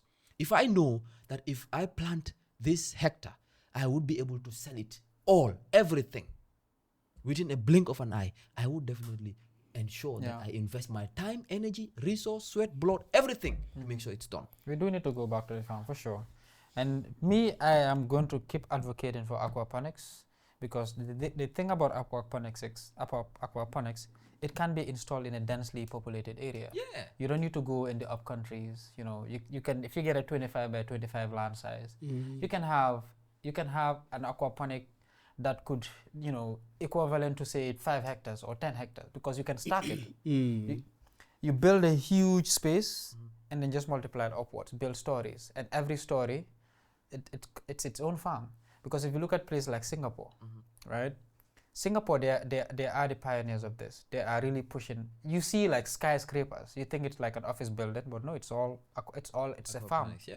It's a farm. It's a vertical farm. They're not farming in land. They're farming in buildings. Right? Wow. And it's very sustainable, because the thing is, imagine if you have like a 5 hectare equivalent farm in Senegambia, or say in Serekunda or somewhere close by. One, your current transportation very short, right? Because where you are delivering these products is in the heart of the city, right? So it's like from your farm straight to the consumer.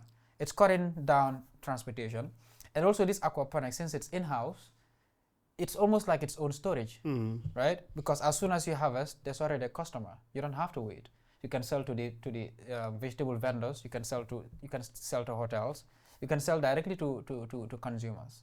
So there's a huge complications that you just completely cut out, and you're saving the environment, because you're not using the land. Everything is in-house, and it's sustainable. It's a sustainable system. See what I'm saying? But I think we need to. I think we need to also sometimes make do with what we have. We introducing these solutions, not everybody is aware of, and they having to utilize their available resources, also something that we need to emphasize out there. And I'm going to use this opportunity to do that. We harvest on, based on this seasonal, based on the rainy season. Yeah, if there's no rain, we don't harvest large scale, because we don't have the required resource necessary to provide water so they can harvest year round. So one thing I also emphasize on, for not only the government, even the private sector can also work with international organizations, so we can support these farmers to install irrigation techniques. Irrigation can be expensive at some point. So that's why I came up with the word making do with what we have. There are locally made irrigation technologies. You see, there are certain farmers, you know what they do? Instead of having to water the whole farm, having a well, let's say in the middle of the farm, and then having to now be going back and forth, from the well to the crops, from the well to the crops all the time with a pan or a bucket, sometimes can be very frustrating, So this is why most of these women farmers spend the whole day in the farm, every blessed day. You know what other farmers do? They use these, these dispenser bottles, these big dispenser bottles. Yeah. So what they do is they have small holes underneath, just at the side, on the 4 different corners. Yeah. And then they would now dig a hole beside the bed. They would dig a hole in the middle, and then now bury the bucket, or sorry, the dispenser bottle, or the it depends on the size of the bottle you have. If it's a small one, it's also fine. So when you put it there, yeah, let's say the bed is around here, and then you put the bottle in the middle, you bury it, not the entire bottle, just half or 3/4 of it, and then you now plant these how to call it, you now grow your stuff on the side. Then you go to another one, you dig another hole to the other side, and also ensure that there's water. So the holes that are actually penetrated on the bottle itself is where the water is going to flow, but the water is going to be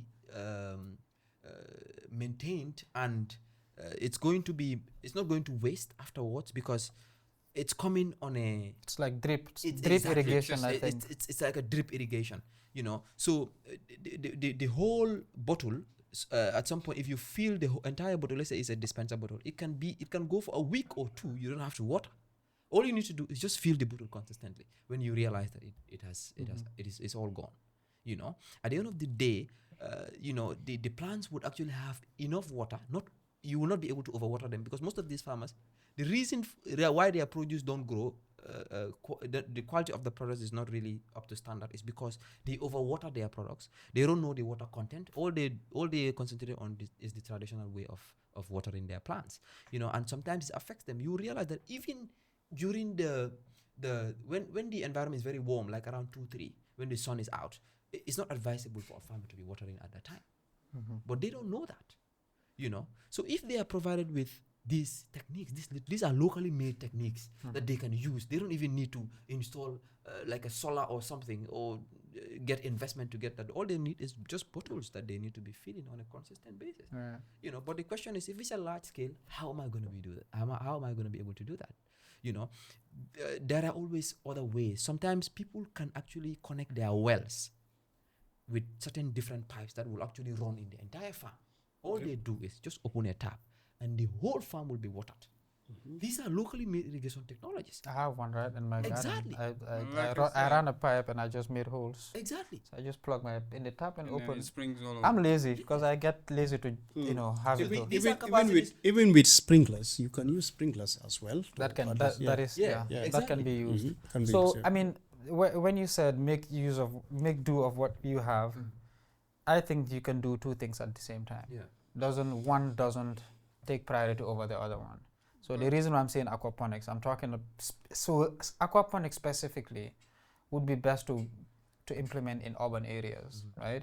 Because if you look at the cost with transportation and the risk that's involved in transportation, you lose a lot of money. We call it urban farm. But I prefer what he's saying, because I feel like trees and rice, that's when you need hectares and kilometers. Okay, so no, trees you need, rice you actually don't. No, I'm saying, like, even we want to grow maybe something like for a larger scale. Yeah, But so even with this aquaponics you're talking about, if you have a, like, say 50 by 50, you can grow tons. I'm telling you. exactly. So I feel like I do see in Kenya though, they grow vegetables and all of that, but they do it in this aquaponics form.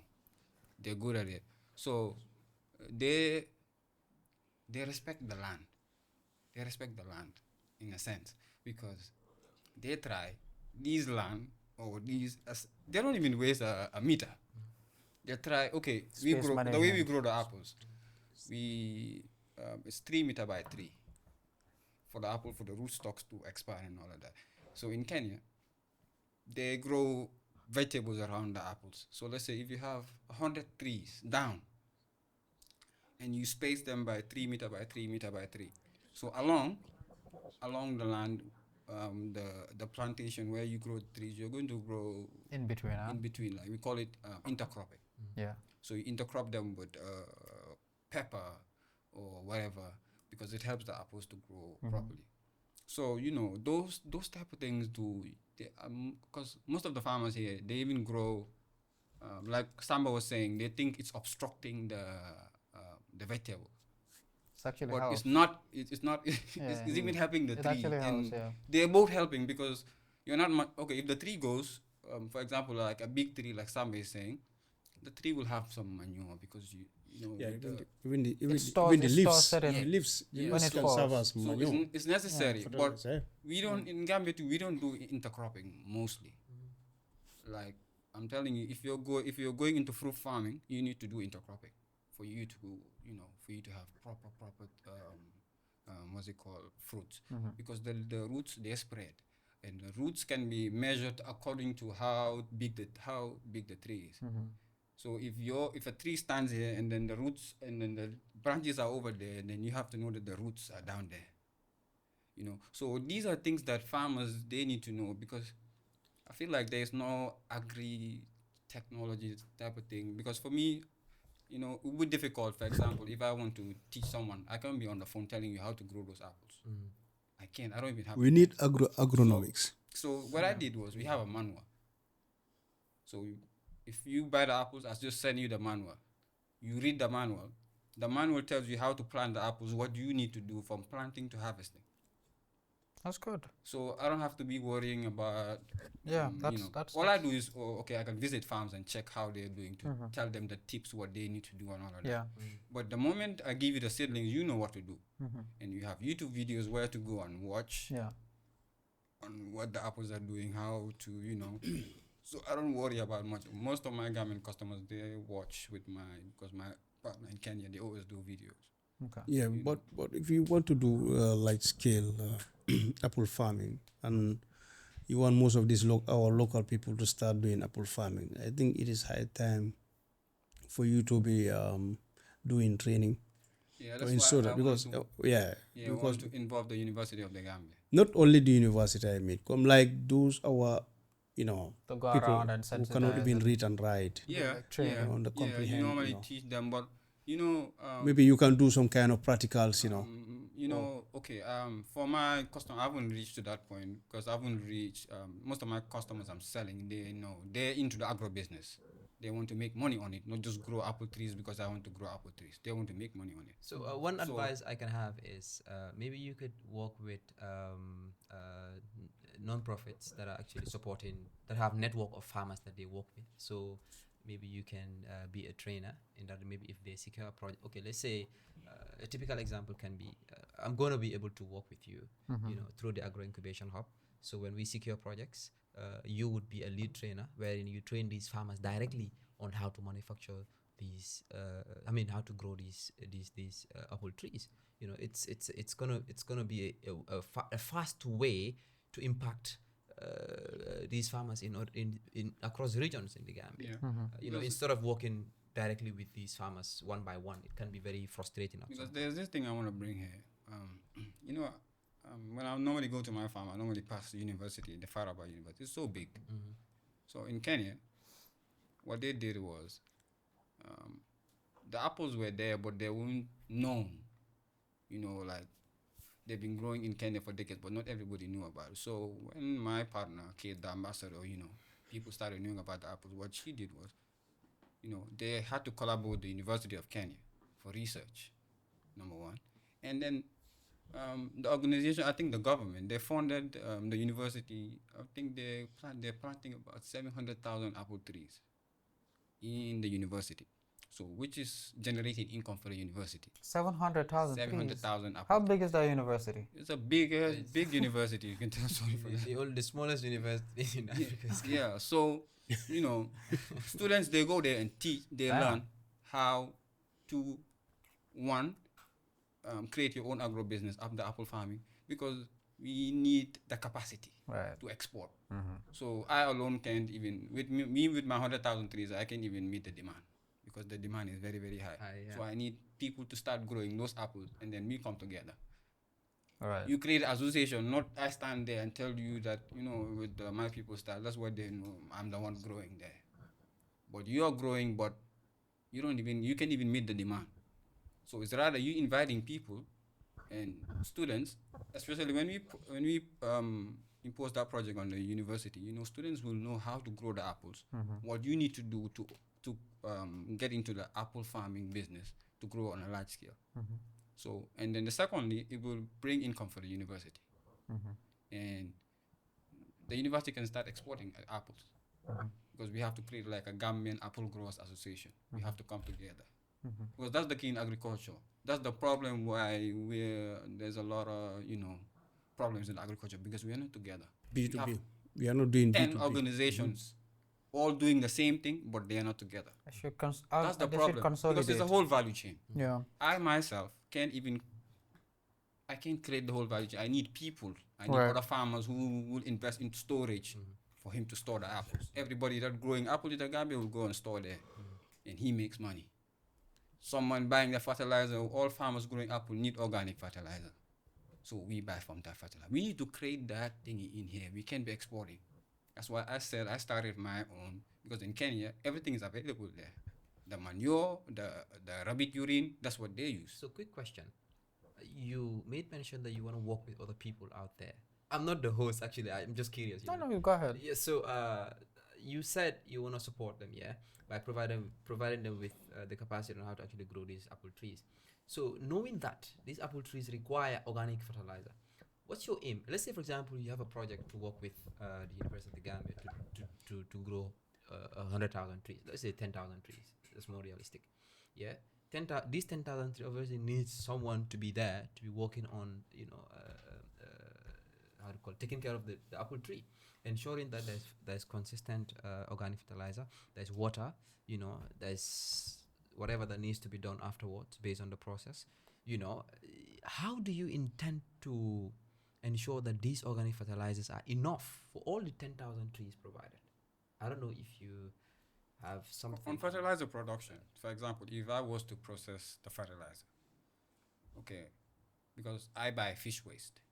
So what I'll do is, okay, I know for sure that, okay, I'm going to provide fertilizer, let's say 10,000 bags for this project.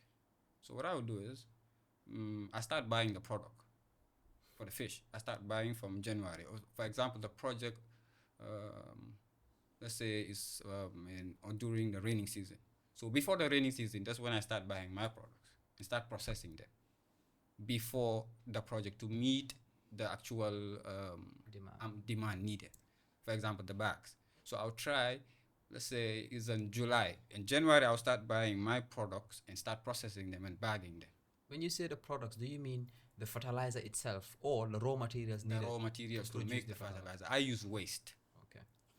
I don't use any chemicals. What kind of waste? Fish waste. Just fish waste. Just fish waste turned into fertilizer. And that's what is used in the apple trees? Yes, that's what is used in that. You can use other manuals, organic fertilizers. but it's the best. Okay, it's the best.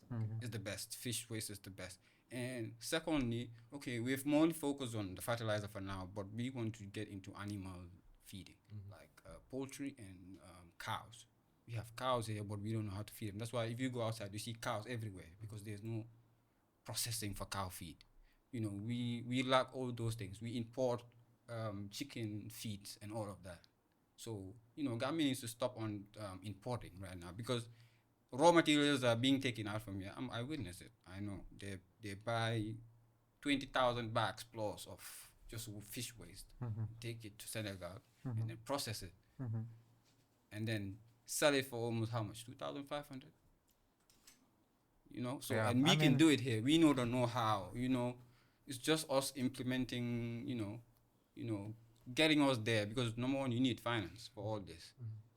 To build my whole value chain, I need proper finance.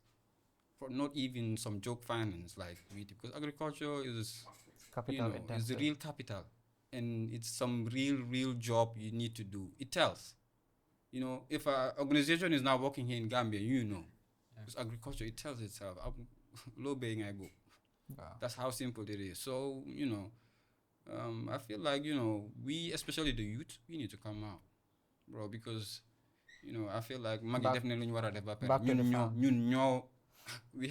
We're on the road now. Right. So we have to create a better, sustainable life for ourselves. Because, bro, right now, a bag of rice is $2,000. Next decade, how much is it going to cost? And only in Gambia here, it's happening. Some people, they don't buy food. Okay, maybe in this western side or western division here, we buy food. But in Sierra, some families, they don't buy food. They don't buy rice. They don't buy anything. Maybe so, and it's happening in Kenya. A lot of people from Nairobi to Mombasa, they feed their own self.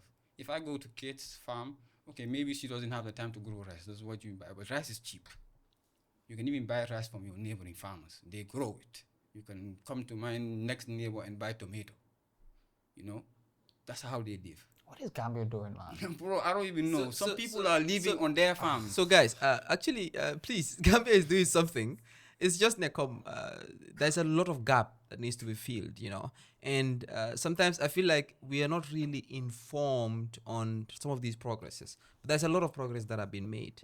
You know, It's not reflecting, though. I've seen, but with rice. That's But my with problem. rice. It's not But with reflecting. rice. We are still importing. But with rice. but guys, wait. I mean, if there's a lot of we efforts that are really being need to done. also, celebrate the little progress that have been made. We are celebrating, but listen, my guy. You cannot compare. You can't compare a country with other countries. At some point, but because we Gambia should realize something. We have nothing but agriculture. listen, the problems in the Gambia alone, can't be narrated in a day. I know. Trust but, me. But I'm telling you, but The Gambia solu- should have the realized by solution is now. very easy. The Gambia should have I realized feel by like- now. I Solution feel is like easy. the most important thing. Bro, do you know something? The most important thing, to really focus on is how do we ensure that we provide solutions to these issues. I think that's one of the things we really need to delve into, so that at least the audience that are watching can also. Some of them are farmers. They're watching us at some point. They're gonna watch us rather.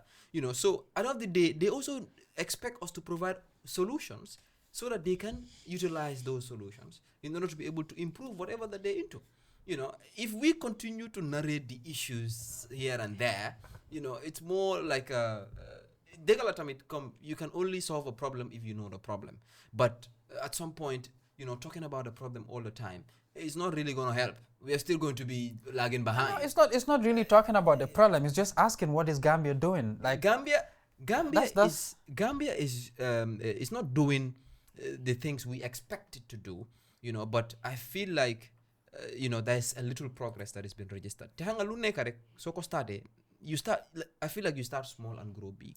how long does it take to actually I've start seen, something? I've seen the and Chinese see it involved in reflect? rice. Bro. I've seen the Chinese brought this particular machinery that actually plants the Planting, rice. yeah. I've Rice seen that. planter. That's For the a rice small planter. machine. And I'm coming. You see, that's the thing. At least He's so ambitious. at least Look, bro, I lived in China. I studied in China. I know, I live right? in a farmland. So, you cannot compare China and Gambia. bro, what I'm saying is That's the Senegal. We have the our soil is way better than Senegal's soil. Because there's more investment in their country compared Bro, to the you Gambia. you just said $80 million was with roots. Yes. And you're telling me they could even create 2 hectare or 2 kilometers No, of rice field. No. It's not like they did not create hectares of a rice field. The thing is, the aim of the project is what you really need to look at before jumping Components, into yeah. conclusions. They have different components. They have components that they work on. Not you only know. rice. It's not just rice. They are supporting farmers. You know, they're not directly working as an organization to provide the rice. That's not the thing. My Okay. point here is Okay. we as young people, we as youth of this country, we cannot solve all the problems in the Gambia. Yes, we can talk about them, but we can actually contribute our quota in order to stimulate the growth of the economy. How are we doing that? The apple production that you're doing is something that's tremendous. It's fascinating, to be honest with you. I was very impressed for the fact that you brought about that particular initiative in the Gambia. And not only are you utilizing it yourself, you want to transform it into like a non-profit and like a social enterprise where you support other farmers out there so they can adopt the system, which is absolutely amazing. Imagine if you train another 1,000 farmers across the country on how to grow these apples. How many apples do you think we were going to have in the next 2 or in the next 3 years, right? He is into climate change, yeah? Now he's actually advocating for tree planting all the time because knowing that these farmers are not really, they don't have the capacity. It's not like it's not like they're just doing it because they know that it's wrong and they want to do it. No, some of them, they are not informed. They don't really know the negative impact they are creating after cutting down these trees. But what efforts are we making as young people to ensure that this information is instilled in their minds so that they would stop doing it if they know the disadvantages of what they're doing? Do you think they would not stop? Obviously they will, and this is what they are doing to complement the efforts of other institutions and the government at large to improve the climate system. for us as a non-profit, yeah, we started off recently, and at least we are training farmers on introducing farmers to these sustainable practices, which they're very passionate about, and providing them with a business mindset so they can change from the subsistent practice they're doing to commercialization is also another thing. Now, you yourself mentioned that the agricultural value chain is huge. Yeah, we cannot solve all of it. You're producing. He is actually an advocate for climate change to ensure that your production is sustainable afterwards. I am providing capacity to these farmers on how to adopt that sustainable method, and also providing them with the business mindset. Another person is doing something else, contributing to the agricultural value chain. If this is achieved, if this is continuously being done, in the next 2, 3, 4, 5 years, where do you think we're going to be? Okay. The question is, where were we? My thing is my thing is this. So look, compared to now. Yeah. Think about it. My thing is this. Yeah. I'm gonna piggyback a little bit on what he was saying. Now we're talking about training and providing smart techniques to farmers. We've been farming groundnut for donkey years. We're still importing groundnut oil. And Why? And we're not That's even where the exporting. investment comes in. I mean, if you're talking about We have more producers in the Gambia No, than processors. Like most of these farmers that produce there's these one groundnuts, processor. most of these farmers that produce these groundnuts, what they're looking at is producing them and selling them. So this is what Now- I'm saying. Just hear me out. This is what I'm saying. When I'm saying, like, what is Gambia doing, right? The farmers is one aspect. Even if we're farming rice, like say in huge scale, the example that I use is groundnuts, right? We're farming groundnut in a very large scale, Sure. right? But we're still importing groundnut oil. We're still importing a lot of groundnut products. It's Yes. expensive. Yes. Prices are keep going up On a consistent basis. right? Which I actually So what is understand. Gambia doing? So now the question is, like, what should we do? You understand? I actually get the point where you're coming from. There's a lot of gap that needs to be filled. One of them is That's the an investment understatement. in these particular facilities. Yeah. I made mention that from our conversation. There's a lot of things that needs to be done. Yeah. But emphasizing on these issues continuously is not going to solve anything, is it? But what I want to step in is like what I was saying. Senegal, no ngena bahale souf. But there's a community that grows banana. It's like community organization. Do you know how many women got rich on it? Because there's something about these organizations too that people don't. Yow da ngay ñew jangal ko xamne munta janga munta bina. Legi ngene yow dang ko ñew just jangal lolu non rek ba fere nga bay ko non. Yow dang ko won ne jeun yow dang ko just won ne jeun ci geej bi rek lañ ko jappé waye warul ko ñoo lifini yow legi won nga ko ñoo growé won nga ko ñoo jaayé utal nga ko market. There's a huge gap because number two is amuñ market on groundnut. We grow groundnut.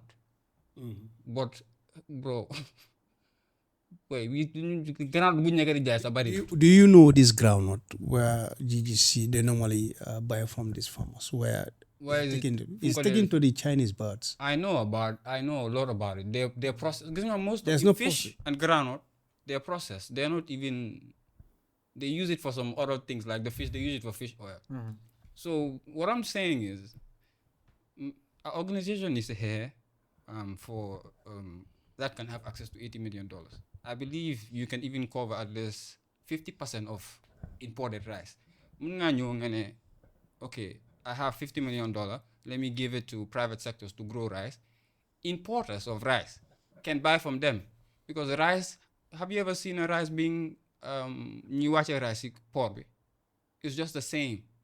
You just go and brand your bag and then machine bi ngi taxaw ci port bi gal bi wacce malo bi. It's all been packaged here. Nga package ko. So why can we grow our own rice and import us? Do you know how many $1 million do importers spend on rice and sugar? It's a lot of money. It's a lot of money. And the other thing is, we are not looking at sugar. We need to look at the basic commodities we need. You need to start growing grain for bread. We can do it all. We have a small population, bro. It's just a matter of Flour for Yeah, talking about it's just a flour, matter of organizing ourselves and nangu jub. Do not- Jub rek moo ñu mën a yóbbu. Yeah, and that's the main point. In fact, you made a very interesting point, which is important in these staple foods like sugar, rice, and so on and so forth. Now the question is, the process of importation is not as easy as you think. You don't just wake up and grow your rice, bag it, and import it. Obviously, it's not something you do. It has to go through It's not something you do processes. overnight. It has to go through institutions, organizations that need to test the product. Are those testing facilities in the Gambia? Yeah, Oh, we have look, we have So the food we safety. have the testing Look, facility. look, That's look. why But how private is it sector a needs to standard? involve. Is it the standard That's why I was saying. for international recognition? That's why I was saying government wants to carry everything. Look, okay. That's why the okay, agribusiness is look, a bit look, slow. Look, look, You look, want look. to carry on the processing. Look, the thing is, first of all, before you even start thinking about export, we need to think about self-sustainability, Exactly. right? So when you're talking about testing for international market, that is, let's just put that on the side first of all. Self-sustainability should be the primary goal. Primary goal, yeah. Right? Yes. I agree. What I think, this organization that got $80 million, I think the people that they should be actually be working with, it's SMEs, like the small businesses that are into the agriculture. The they're working- yeah. understand it. Instead of working with 100 farmers at the same time, work with 1 or 2, pump that money, make sure they scale up. Or you make sure these SMEs partner with local farmers. Understand? Because they have the farmland already. Work with them directly, use their farms, and give the money directly to the ñamantene gay janganen. Comme ki ñu ko read, understanding like how the world works, understanding how to use technologies into their farming, right? Get these people to partner with daddy. Pump that money in there, 2, 3. You don't have to do because if you take $80 million and you divide it into like 500 farmers, how much impact can one farmer do? Because if you're saying that 10,000 farmers, for example, and each farmer does X amount of work, what you're doing is you're multiplying all those 10,000 farmers with the assumption that it's going to be like an exponential multiplication of what they're doing, but not really. It's almost like if you take in, if you want to say you have 10 people that are doing physical intensive jobs, right? And you have 1 loaf of bread and you want to divide it amongst those 10 people. But the work that you want to assign those 10 people, one person can do that if they have, if their energy is at full capacity. If you divide that 1 bread amongst those 10 people, they don't have the energy. Just but like if you put that into one person, example I gave you about the government working in a project where they gave $3,000 to over 16,000 households. That money could have been invested. But into do you even something else think that- and that's my problem, Exactly. because if you take in Question. 3,000 and put it into all these households, Exactly. it doesn't really have any kind of impact. But do you think these organizations, what they're doing, like the grants or helping the communities, do you think after all this money is being invested on millions, they buy or give them whatever? For me, have you seen any change? No, that's my point exactly. Point Because wala nekk de with it. they give them those women, they can't. ñooñu mënuñoo dundal Gambia. ñooñu seen bopp lañ nekk di dundal. We're helping them for themselves. But these organizations, are they helping for the sustainable, like, for us to meet our demand of processing our own food? No. It's what I see about organizations is all about the women and the giving them grants and all of that. The grants can take you anywhere. If you know agriculture, 100,000 or 200,000 is nothing. It's a very So- capital intensive. Where we need to look field. at is those people who are going in large scale. We have thousands of community farms in this country. Thousands. Those, they're okay. The women, they're okay. But we need to let them do what they're doing at the moment. We need to scale up. We need to look for the market. Let's say your organization can be buying all vegetables, all in the community garden. That's what we need, not creating more. And then we scale up on maybe rice farming, try build kilometers of rice farm. That's what we need. Vegetables, we're okay, bro. We don't season, but then sani. So mola on Gambia, we have enough. But we mismanagement. There's no management. There's nothing. There's no storage. There's no market. So So farmers are just dañ leen just bàyyi noonu te ay maire lañ de maire yi jànguñ defuñ dara dañoo eew suba ñëw si farm bi ngoon ngaa ñëw so agribusiness but there's a lot of things you can win if you're ready to work, but you need to know because everybody is following the same footsteps. You need to create your own thingy and know where to get these things because we jigéen ñi ñoom ñu ngi baax de they are processing with or without the government ñi ngay bay boobu foofu la ñoo lekkee bon leena moo nekk suñu problème pour government bi naka la ñoo feedee population bi 2.5 bi at least ñu cover at least ñaata percent 25 or 50%. That's what we need to do. Bro, there are millions of dollars sitting down there. So and we can process malo you feed school. There's only one process could they grow malo feed, pull school feedings, that's Malo Farms. He's doing extremely well. And he's ready to work on the rice.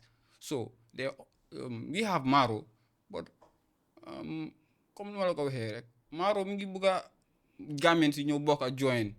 But Gambians yi ñoom I feel like ñoom xaalis bi lañ gis. So it all comes back to the same thing I was emphasizing on. What do we say? What do we do, right? To support that particular agenda, or what do we do to bring in solutions to these problems that have been highlighted? It's just a simple from our conversations. It's these organizations. Some of them have been here decades ago. Let them allow we the new generation to try because. Bro, come on, we don't have much time, Yeah. But the point that I was trying to make is this: Conquer, you're an incubator. Is you cannot help 10,000, 20,000 farmers at once. It's not sustainable. Like Maro, you said Maro Farms, right? So someone like Maro Farms, if you can take $10 million, give it to them as a loan. Shouldn't be like some kind of a gift, as a loan, without interest-free loan, to be paid say within 10 years, 20 years, for them to scale up. If you have 1 or 2 or 3 Maro farms that are into rice, those 3 with that much money can make Gambia self-sustained. Yes, that's possible. And this is the point that I'm trying to make, because That's the only way possible. if you're trying to help everyone that's into farming, you realize you're actually just wasting more money when that money could have been taken and packaged and given to 1 or 2 or 3 people. So I think educating, the point like, you're missing is no, I understand, like when it comes to information or knowledge or teaching or giving like farm techniques and smart techniques, that's fine. That is not capital intensive. This is just knowledge that you're given. When it comes to capital distribution, I think it should be streamlined, or it should be pointed at 1 or 2, 3 individuals that are actually trying to scale up, and they're on the road to making Gambia a self-sustained country. Once we hit the self-sustainability, then we can start thinking about export, because we cannot start exporting if we are not self-sustained. Thank you. So to add, to actually shed light on what you're saying, sometimes these are just what we want, yeah, but the available resources, is it enough to be able to achieve what we want? Think about it. Available resources in what sense? We are an incubator. Okay, you're talking about you specifically. Yes. Okay. Like the private sector, right? We want the same thing that the government want, even more. But we might not be able to have all the resources that we need to achieve what we want. But these are things that we can be able to do gradually. Logo sector am from started. Yeah. You understand? So I'm not talking to you specifically. No, I know with you're regards actually to referring to the entire private sector. the private sector, but also say the government Yes. that has these fundings. Yes. Because I'm sure you're more in line to partnering with the government, Yes. or NGOs that are trying to help farmers, right? So this is more towards them that have the funding, and they have the technical knowledge that they want to share with farmers. What I'm trying to say is, if for example like the government that has $80 million, right? Instead of trying to distribute that money all over the country, look for two, 3 businesses that are trying to achieve self-sustainability, or someone like him who has the seedlings, right? If say Sulayman has $5 million, what can you do with $5 million when it comes to apples? Bro, I can build a whole value chain. Can $5 million be help Gambia be self-sustained with apples? Bro, I feel like giving $5 million is too much. See, I think on sorry. Allow me to before I forget. You. The question you ask, yeah. Now, if you give that particular $10 million is dollars to 3 individuals, yeah, and there are hundreds of other farmers who first of all don't have the resources necessary to buy that particular produce that those 3 have ended up producing. no, How but the the target is not for farmers. The target is for the population itself. The The self-sustainability. farmers are part of the population. But the thing is, if our primary target, right? Let's remove the farmers out of the Let's picture. remove the farmers. Let's remove them out of picture. We're talking We about have consumers. a lot of consumers that are out there in the communities that barely put 3 meals a day. Like he was saying, you already have women gardeners like that are in the communities that are farming. Women are the only one that They're self-sustained. They might need Those women some could be farmers done, are farming to feed themselves and their families. and that's the point that I'm trying to make. And they're doing that already. Yes. Right. Whether there's help or there's no help, they're doing that regardless. Yes. I am talking about businesses like farm businesses with that kind of funding, like $80 million. Instead of pumping that into women farmers, that their primary target is to self-sustain. Yes. Right? Put it into businesses like private businesses. Their primary target is not just to it's not only self-sustain. rice. It's not only rice. These my point here is, yeah, there are a lot of other products, not just rice. I'm And not- they are not providing so when these investments when to I say ensure farm, these smallholder farmers self-sustain themselves. It's different. It's they're providing it for them to be able to produce more. I don't know what the reason why they're providing them with that with the investment and also the capacity is for them to improve their agricultural productivity. do you know why that can be problematic? Yes. It's two things.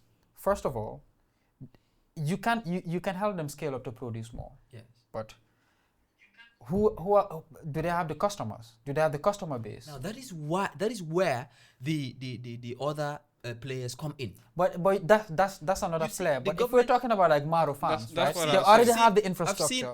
I've seen a platform that was created, yeah, and then it was last year or year before last. All the farmers during the rainy season who produced their farms, everything was sold through that platform. Yeah, It that's was what a I marketing saying. platform. That's So what it's I not was like they're not doing anything. My point here is What- not sustainable. what did they sell? they provided market for the farmers. Uh-huh. And it was through the government. They provided market for the farmers, and all the produce that these farmers involved, in that particular investment, sold everything they harvested. But my point is There that was is nothing that was left, and they earned their money. The people were supplied with these produce. So every project has an objective. so even with that project, that is still not it's not reflecting on Yeah. price of products. It's not reflecting on availability of products.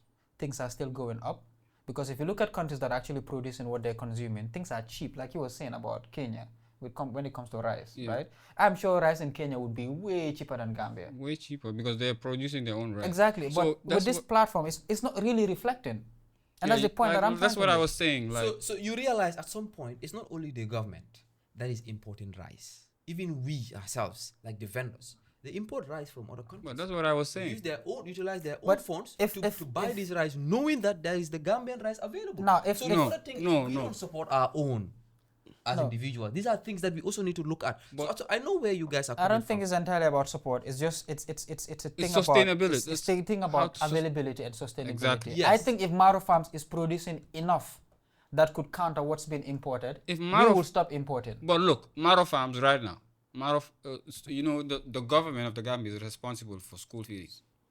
So it won't look good if government will be importing the rice. So they buy from Maro. So Maro supplies all the rice, but Maro, okay, the thing is too high for it's too Overwhelming. the workload is too much on him. You know what I'm saying? I need capital. And we're seeing what I think Maro, apart from the government, what's it called, Sapo business. Maro is the only rice processing business that you can see is going forward, and it's going to reach there. It's working towards creating a whole rice, because they're supplying to students now, most of the students. But what the government needs to do, or people, the government is us people. They're importing rice, so why not they give businesses like us who want to grow the rice. We know the know-how, we have the technology. It's no, the thing is, you bring a new how is it called, new innovation technology into Gambia of how to grow these rice by machinery. Basmati rice, Maro farms, they're growing basmati rice, different type of rice. So which is a good thing. Start up a rice incubator to process rice seedlings to be selling. And then let's try and get the machine. Let's invest in machinery, not buying machines, but franchising those companies to come into the Gambia and start assembling those machines, and we start selling those parts, like the tractor parts of, we want to grow, the government said they want to buy 100 tractors. So those tractors, they need a mechanic to maintenance them, to be installed, and when they have breakdown, to be checked. So we need to bring all those here. Africa Free Network, that's what because me, I'm all about technology because I'm an engineer. So everything I do, I try to look at it in an engineering form, which makes things way more easier. That's why we're left behind, honestly. Like in Kenya, nobody goes into a tractor now, driving a tractor. You can plant at night when everybody's asleep. That's when they plant rice with your phone. If you have a 2 kilometer of rice and then you want to know if your rice is doing good, you just send a drone up. And then it tells you this place, there's no fertilizer. You need to add a fertilizer or these plants. It tells you everything you need to know, the data you need to know about the plant. So you tell me, okay, NGOs are here investing almost $80 million, bro. And that planting thing is just a device installed on a tractor. It can be installed on our tractors locally. So all I'm saying in nutshell is the government is actually doing something, but it's not enough. Yeah, and there's a lot of investment that needs to be inputted in order to ensure that we see the impacts of. They need to invest at the right place. The agricultural value. They're not investing at and the the right investment. That's what I'm saying. All I'm trying to say is, when I say agriculture, I'm talking about the entire value chain. The investment is not just the production part. The investment I'm saying is, yes, they're doing something. Yeah, but despite the progress, there's a gap. And that gap needs to be sorted. And that involves the investment of these particular initiatives that you were talking about. The investment on storage facilities. The investment on, processing facilities. Not only that, in fact, delivery services that would enable these farmers in these rural areas to ensure that their produce also gets to the urban Gambia. So these are all investment, from the production to the distribution. So you're saying the government should get into that? The government should really get into that. Okay, and now, not only limited to the government. Now, look. Not only limited to the government. But honestly, even the private sector needs to also come in to complement the efforts. Now, look. But Gando, do you think the government can solve? Because the government have been here for decades now. And that's precisely the point that I'm trying to make. The point that I'm trying to make is this, is instead of the government to invest in storage facilities in X, Y, and Z, right? I'm sure Maru farms have the technical know-how for storage facilities. They already have the market. They have the data to make sure to prove that if they scale up, they can sell it. They should have the data, say in 2030, Gambia could be self-sustained if they have X amount of investment with X amount of farms. They already have that. The government don't need to get experts or do anything like this. My point is not the government initiating facilities themselves. They can invest the funds to the available resources that they have, and these resources are the Maro farms, for example. Then we're in agreement. That is where my point is. I think that's the confusion we have. All I'm saying is they have the resources, but they can't do it. But the question is, are they doing it? Are they willing to do it? These are things that we need to look at. If they are willing to do it, let them not really come in to create their own space, to say that, okay, we want to do it by ourselves. Because they feel like if they provide it to the private sector, they are not going to have resources. When I say resources, they're not going to have monies that they're going to have for themselves at the end of the day. Because these projects, when they come in, they have their cut. And this is one of the reasons that they don't want to give it to the private sector. Sometimes they provide to the private sector. These international organizations that come into the Gambia, they pass through the government before approval to invest. And when they are provided with opportunities, when they now want to work with the private sector, sometimes there are certain institutions that come to the Gambia before they even work with private sector. It has to go through the government. At the end of the day, they are still indirectly investing, not with their own resources, but also with other investors that are coming into the Gambia. Now, when I say investment, not them having these erected facilities, put in place by themselves. No, they can invest in him, for example, in his business.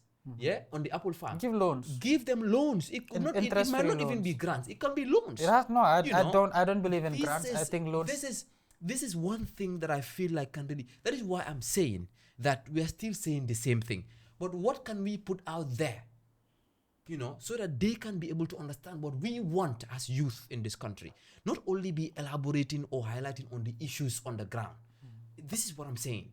I hope we understand each other now. Yeah. Exactly. Yeah. I mean, I am with you. Farmers definitely need access to capital, and not in the form of a grant or a gift or anything like that. Farmers need, like I said, in Gambia, I don't know if we have top agricultural experts, but we actually do. Yeah, but we need to, we need to change our style of farming. Because, bro, agribusiness is into another level. We actually do have experts, but the thing about these experts is if they come to the Gambia, there's nothing for them to do. So that's what I'm saying. That's why we need to bring, let's say, if you want to grow a rice, I know a company in Shandong where I went to university for.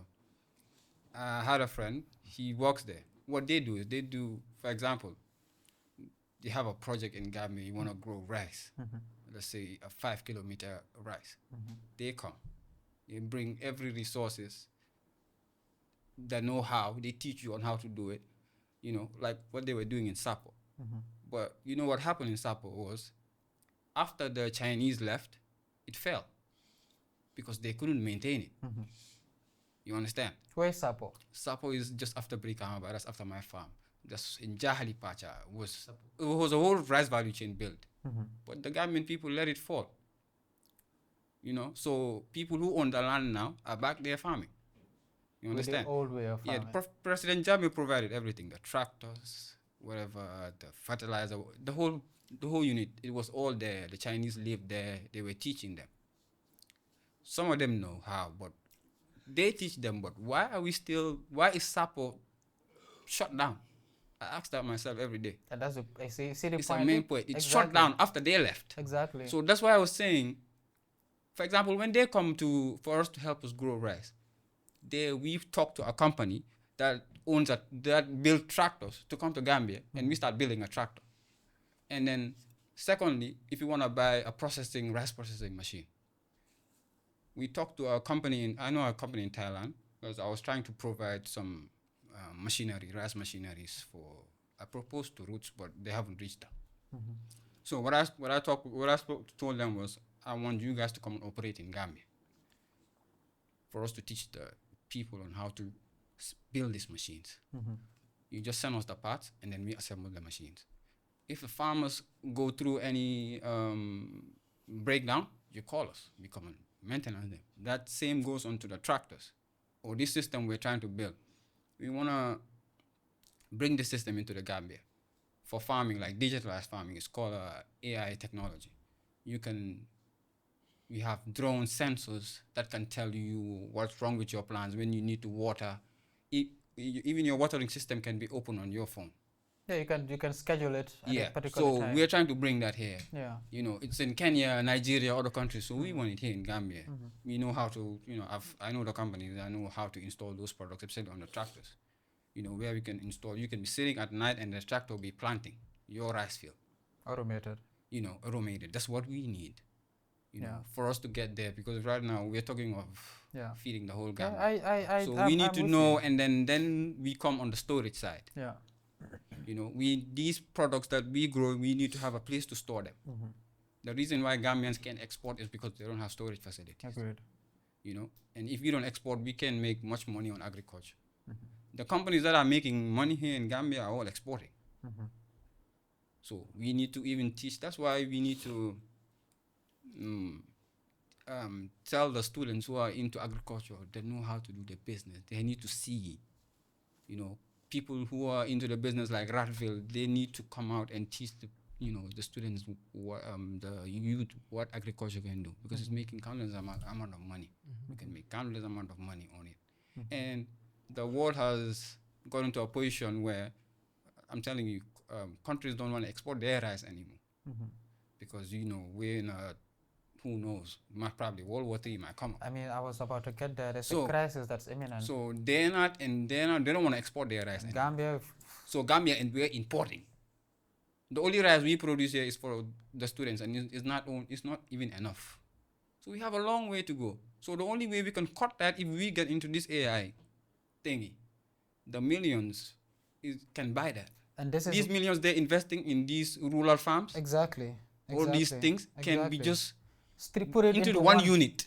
That's One unit That's my that point. controls everything, that knows, that has the data that CRR produced 20,000 tons of rice last year, and this year they can produce this. What we need need a database for farmers to get information. Yeah. For example, now me, when I was starting my apple business, I researched, I look into Google. Google is not giving me feedback, because people not even typing information for us to know. We lack information very, very bad, and we need that. We need a database. Yeah, I think one of the best things the Gambian government can do is to actually have an agricultural department in the university, just dedicated to That's agriculture. that's why I want to take. Yeah. I'm working on it though. I want to take at least 25 students to Kenya, for them to see what's happening in Kenya. Yeah. How students are working on right now. Students are working on, because my partners, they build a processing facility to pack the apples. So students, they come there and see, because University of Kenya now, their apples are being processed in Wambugu. So can you imagine now the students they're knowing how to use a processing machine to pack their apples and how to grade their apples, which we don't have here in Gambia. Look at that. Yeah, so you made mention something important, which is having a Department of Agriculture in the University of the Gambia. It's actually available at this Is it? point. Yes, there's a Department of Agriculture and Environment in the Gambia, and in the University of the Gambia. And the only problem is there's not much investment in the practical aspect of it, which includes the different types of agricultural, techniques to be provided. Almost like a science and they technology. had, yes, just- exactly. So they have labs that they work on. Agriculture is not In just the university? Yes, it's not just the farm. So there's a lot involved. There's scientific. I've seen someone who actually grew plants using air. No soil, no water, just air, and they grew. Just recently I made research and I saw that. I was wowed, to be honest. So there are scientific ways. There are lots of ways. so So you have a there's whole a lab Department of dedicated just to Agriculture in the research. Gambia, and what they do is they partner with other institutions in other countries. Just last year before last and last year, there are certain students that went to Israel, to be taught on different sustainable farming techniques, that included the aquaponics, the farming method, the different sustainable farming methods like irrigation techniques, compost making, and so on and so forth. So these are opportunities that they've started with, because they don't have the available resources. This is what I'm saying.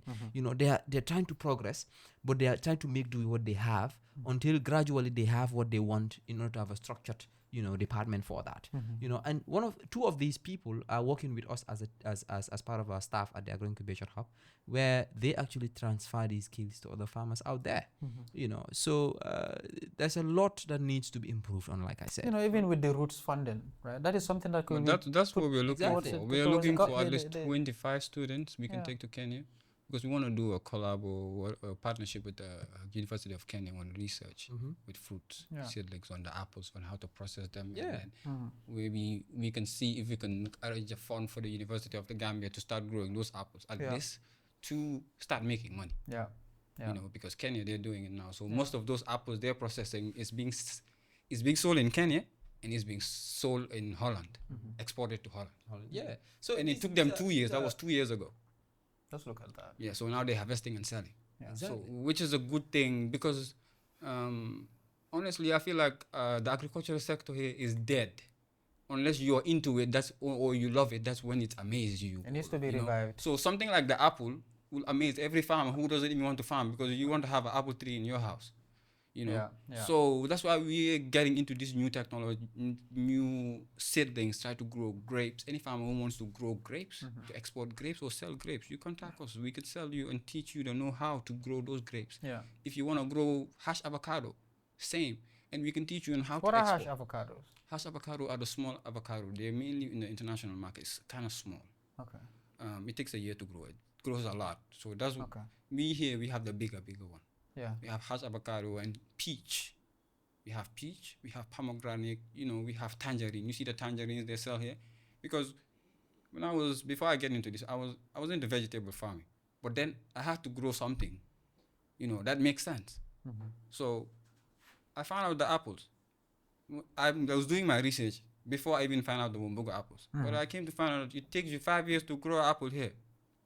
Luckily, before my mom was like, Sulayman, I know you're finding apples on how to grow apples, but there's this lady in Kenya. She grows some Wumbuga apples. It takes a year to, you know, because when I did my studies was in Gambia here, we buy apples too much, we import them and we consume them for too much, and tangerines. That's the mandarin they sell here. So those are the main things that I am mainly focused on. Okay. But I sell the seedlings. I sell other seedlings and grape for testing, but I mainly focus on apple production and tangerine. I do need those apples. How can I get it? Yeah, just I'll give you a seedling. Don't worry, it's not a problem. Do you do delivery or? Yeah, we do delivery depending on how much you know, and we can send you a location to come and check the farms. We have a farm in CRR. That's where we grow the apples, and we have another one in Tanje. Okay. Tanje is where we keep the nurseries. When can I get one? Don't worry. When I go to CRR, I'll provide one. I want everybody to grow this. When? Because I want to put it here ASAP. I know you want to grow, but don't worry. Before the Ramadan ends, I will go back to CRR. Okay. I will need to provide some seedlings for him Please. for the students. Please. At least every school. I would You appreciate can remember, in school, I have mango tree. I went to apple tree, Yeah. but you know, There's no apples. there's no apple. And since when I was young though, why apple trees? Because when I can't time dara, you know, I was story about Adam. I'm a curious kid. So I was like, what a Gambia, I'm an apple. I was always very, very curious to know how an apple tree looks like. I've never seen one. Have you proposed the apple tree to get them some apple trees? I'll fuck my I mean, you should, man. fuck my apple. That would be interesting. I'll give them a tree. At least they can have three. Your school's name is Apple Tree and you don't have an apple. Apple is something very special fruit. It's a superfood.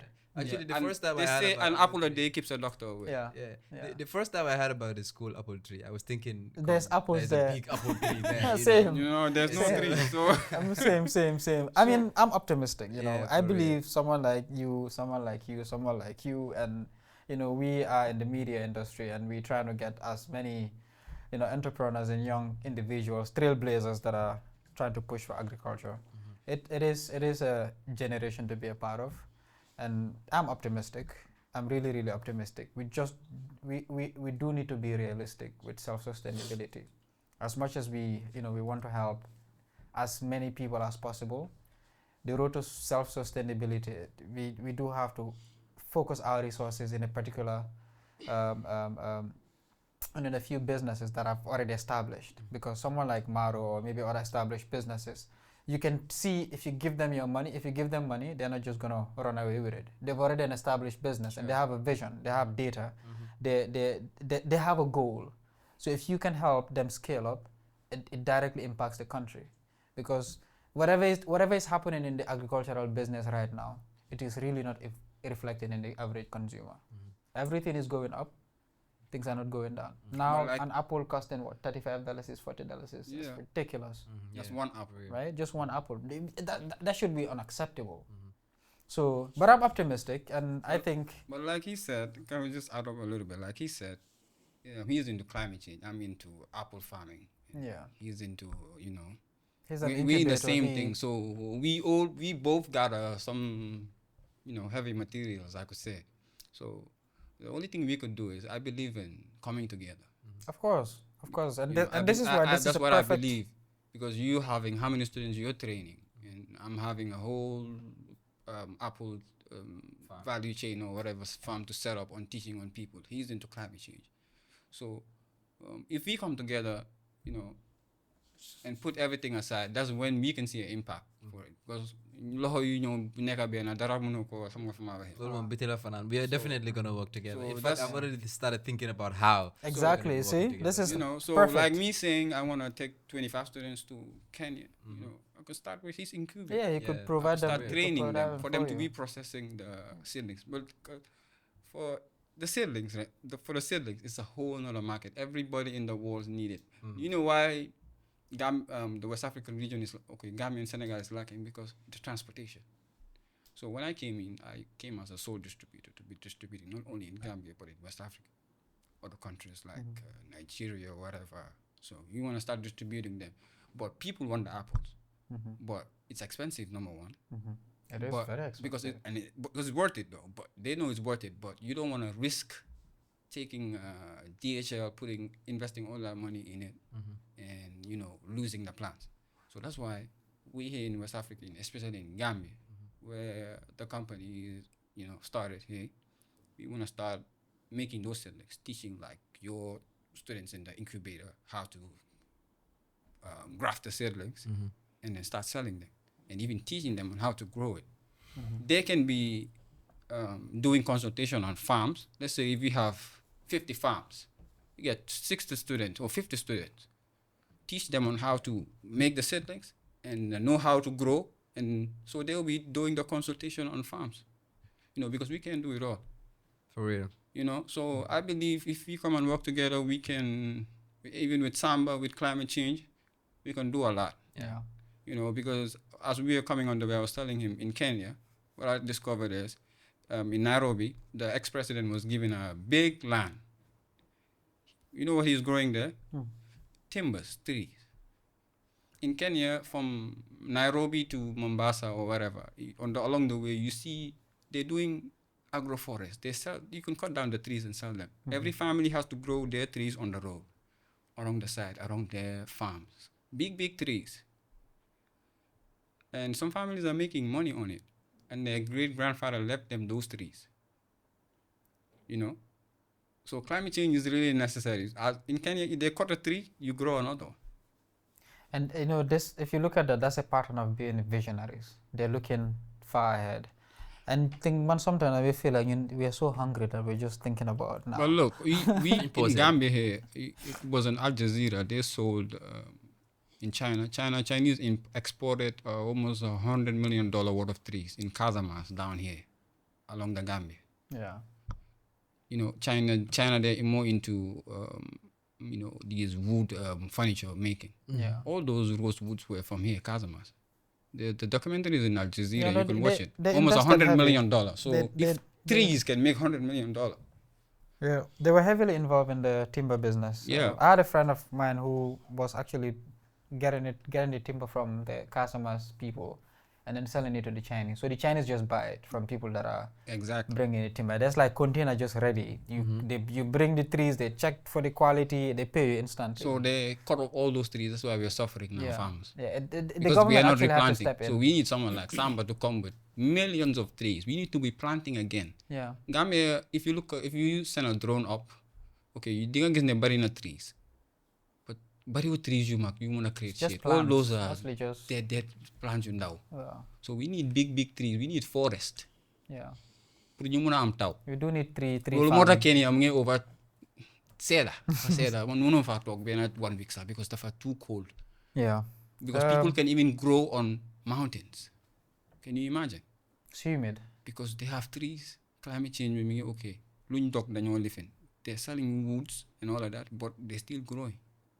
So doo ñëw si àll bi rek gor guy ba pare bàyyi ko noonu. If you're cutting, you have to Nobody replant. does that. You need to replace it. replant. Yeah. Like government need to impose that you the dog trees. Each tree, border tree, or dog na plant. Because at the end, ñoo yaahal tamit ñun farmers yi because duñ mëna grow. Man rek I'm going through the same. Suma apples yi war nañoo mëna nekk di harvest, but through the climate it's too hot. So da nga gis ne suma apples yi dañoo fruit ba di dee nga guys start di dee. That's why I need to create shade net. Oh, so they do need that. They cannot be in the hot. Yeah, they can be in a hot environment because the sun is too hot. Dafa dry pax bi. So you need to create shade for that's why everything is useful in Africa for the way we do business. Ñax yu dee yi, we gather them. So dogee sa land bi ñax yi si kaw you have to gather them for moisture ak yu demee noonu. Because naaj bi dafa tàng pour sa apple ji mën a génn. And then you have to create another shade net. Loolu yëpp soo gisee muy happen because of climate change xam nga daaneel nañ guy àll bi every time ngee taal. yaa ngi understand àll bi si taalee guy ndaw yi dee nañ. Makes sense. da nga gis kenn dafa ñëw rek taal àll bi noonu. Well, I mean, Lolo, they happen It's to good though. everyone. It's good though, but you can only do that when you have healthy trees. Like trees yu ndaw yi ñoo fa nekk. And then àll bi amul benn toppatoo. Yeah.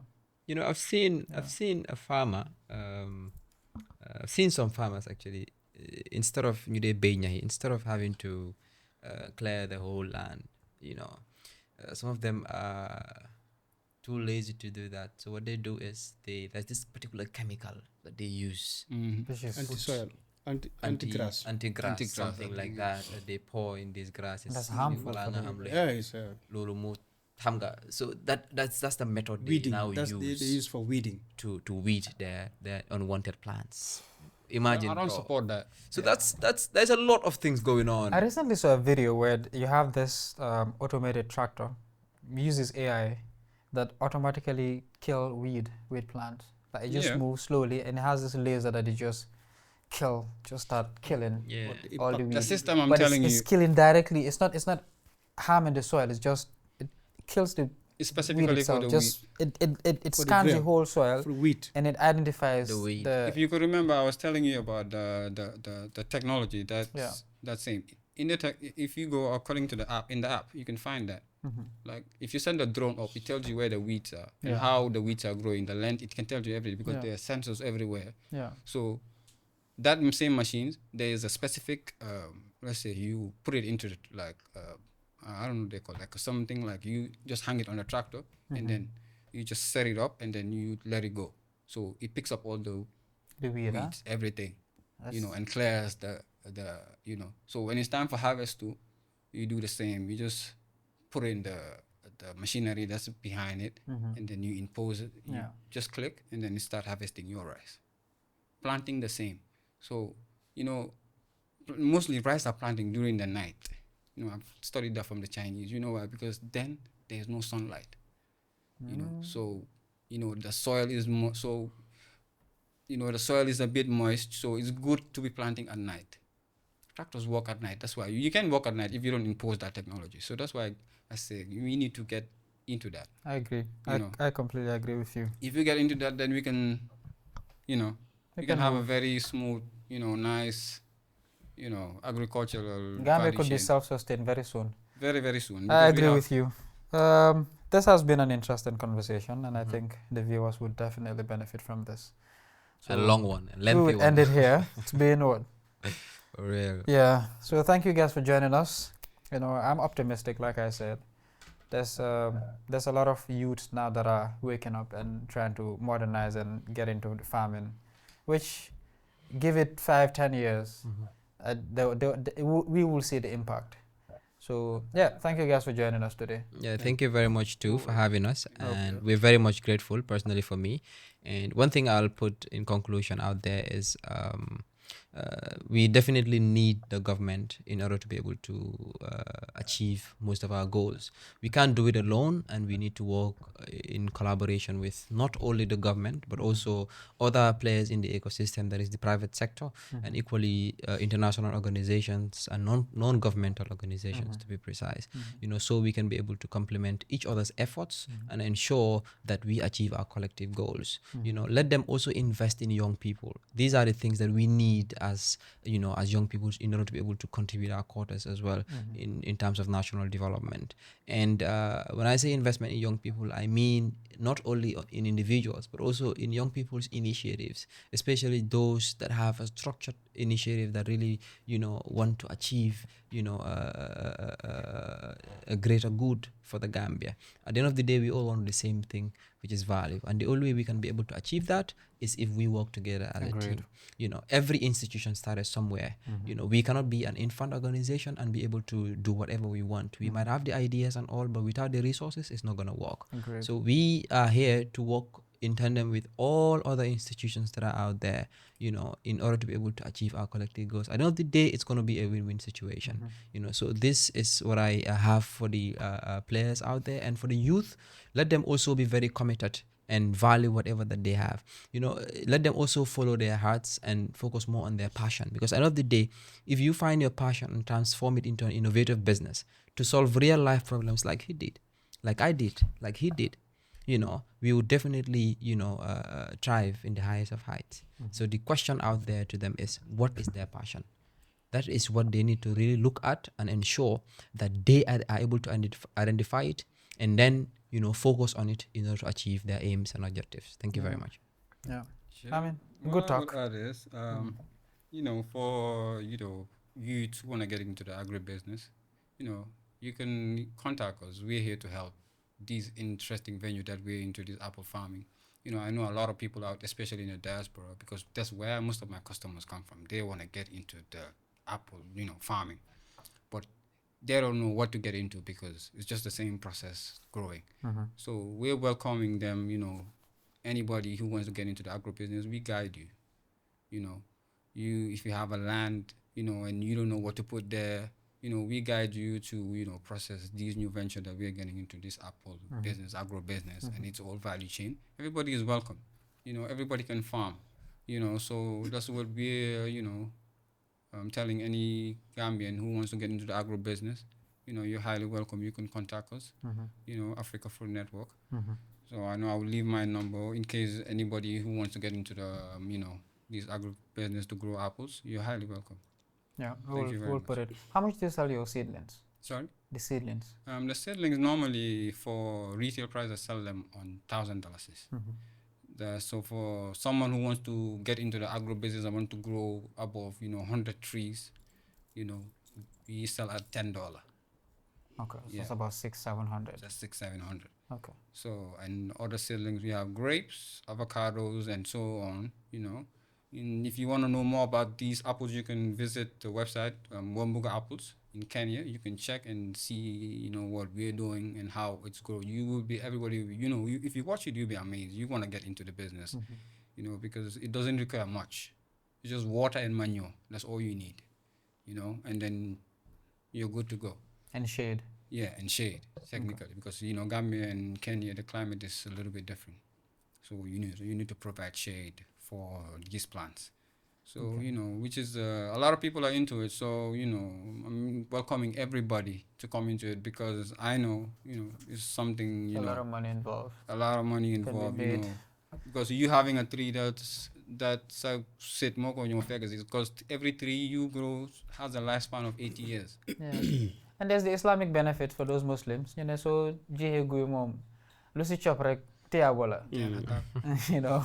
You know. So maybe that's a push. Yeah, maybe he also has. Yeah, I don't know if you have All right, anything thank to you, add. thank you so much for, you know, hosting this program, and we all have learned. And for me personally, what I would want to implore on everybody is that climate change is real and it has impacted a lot of our businesses, especially on, you know, agriculture.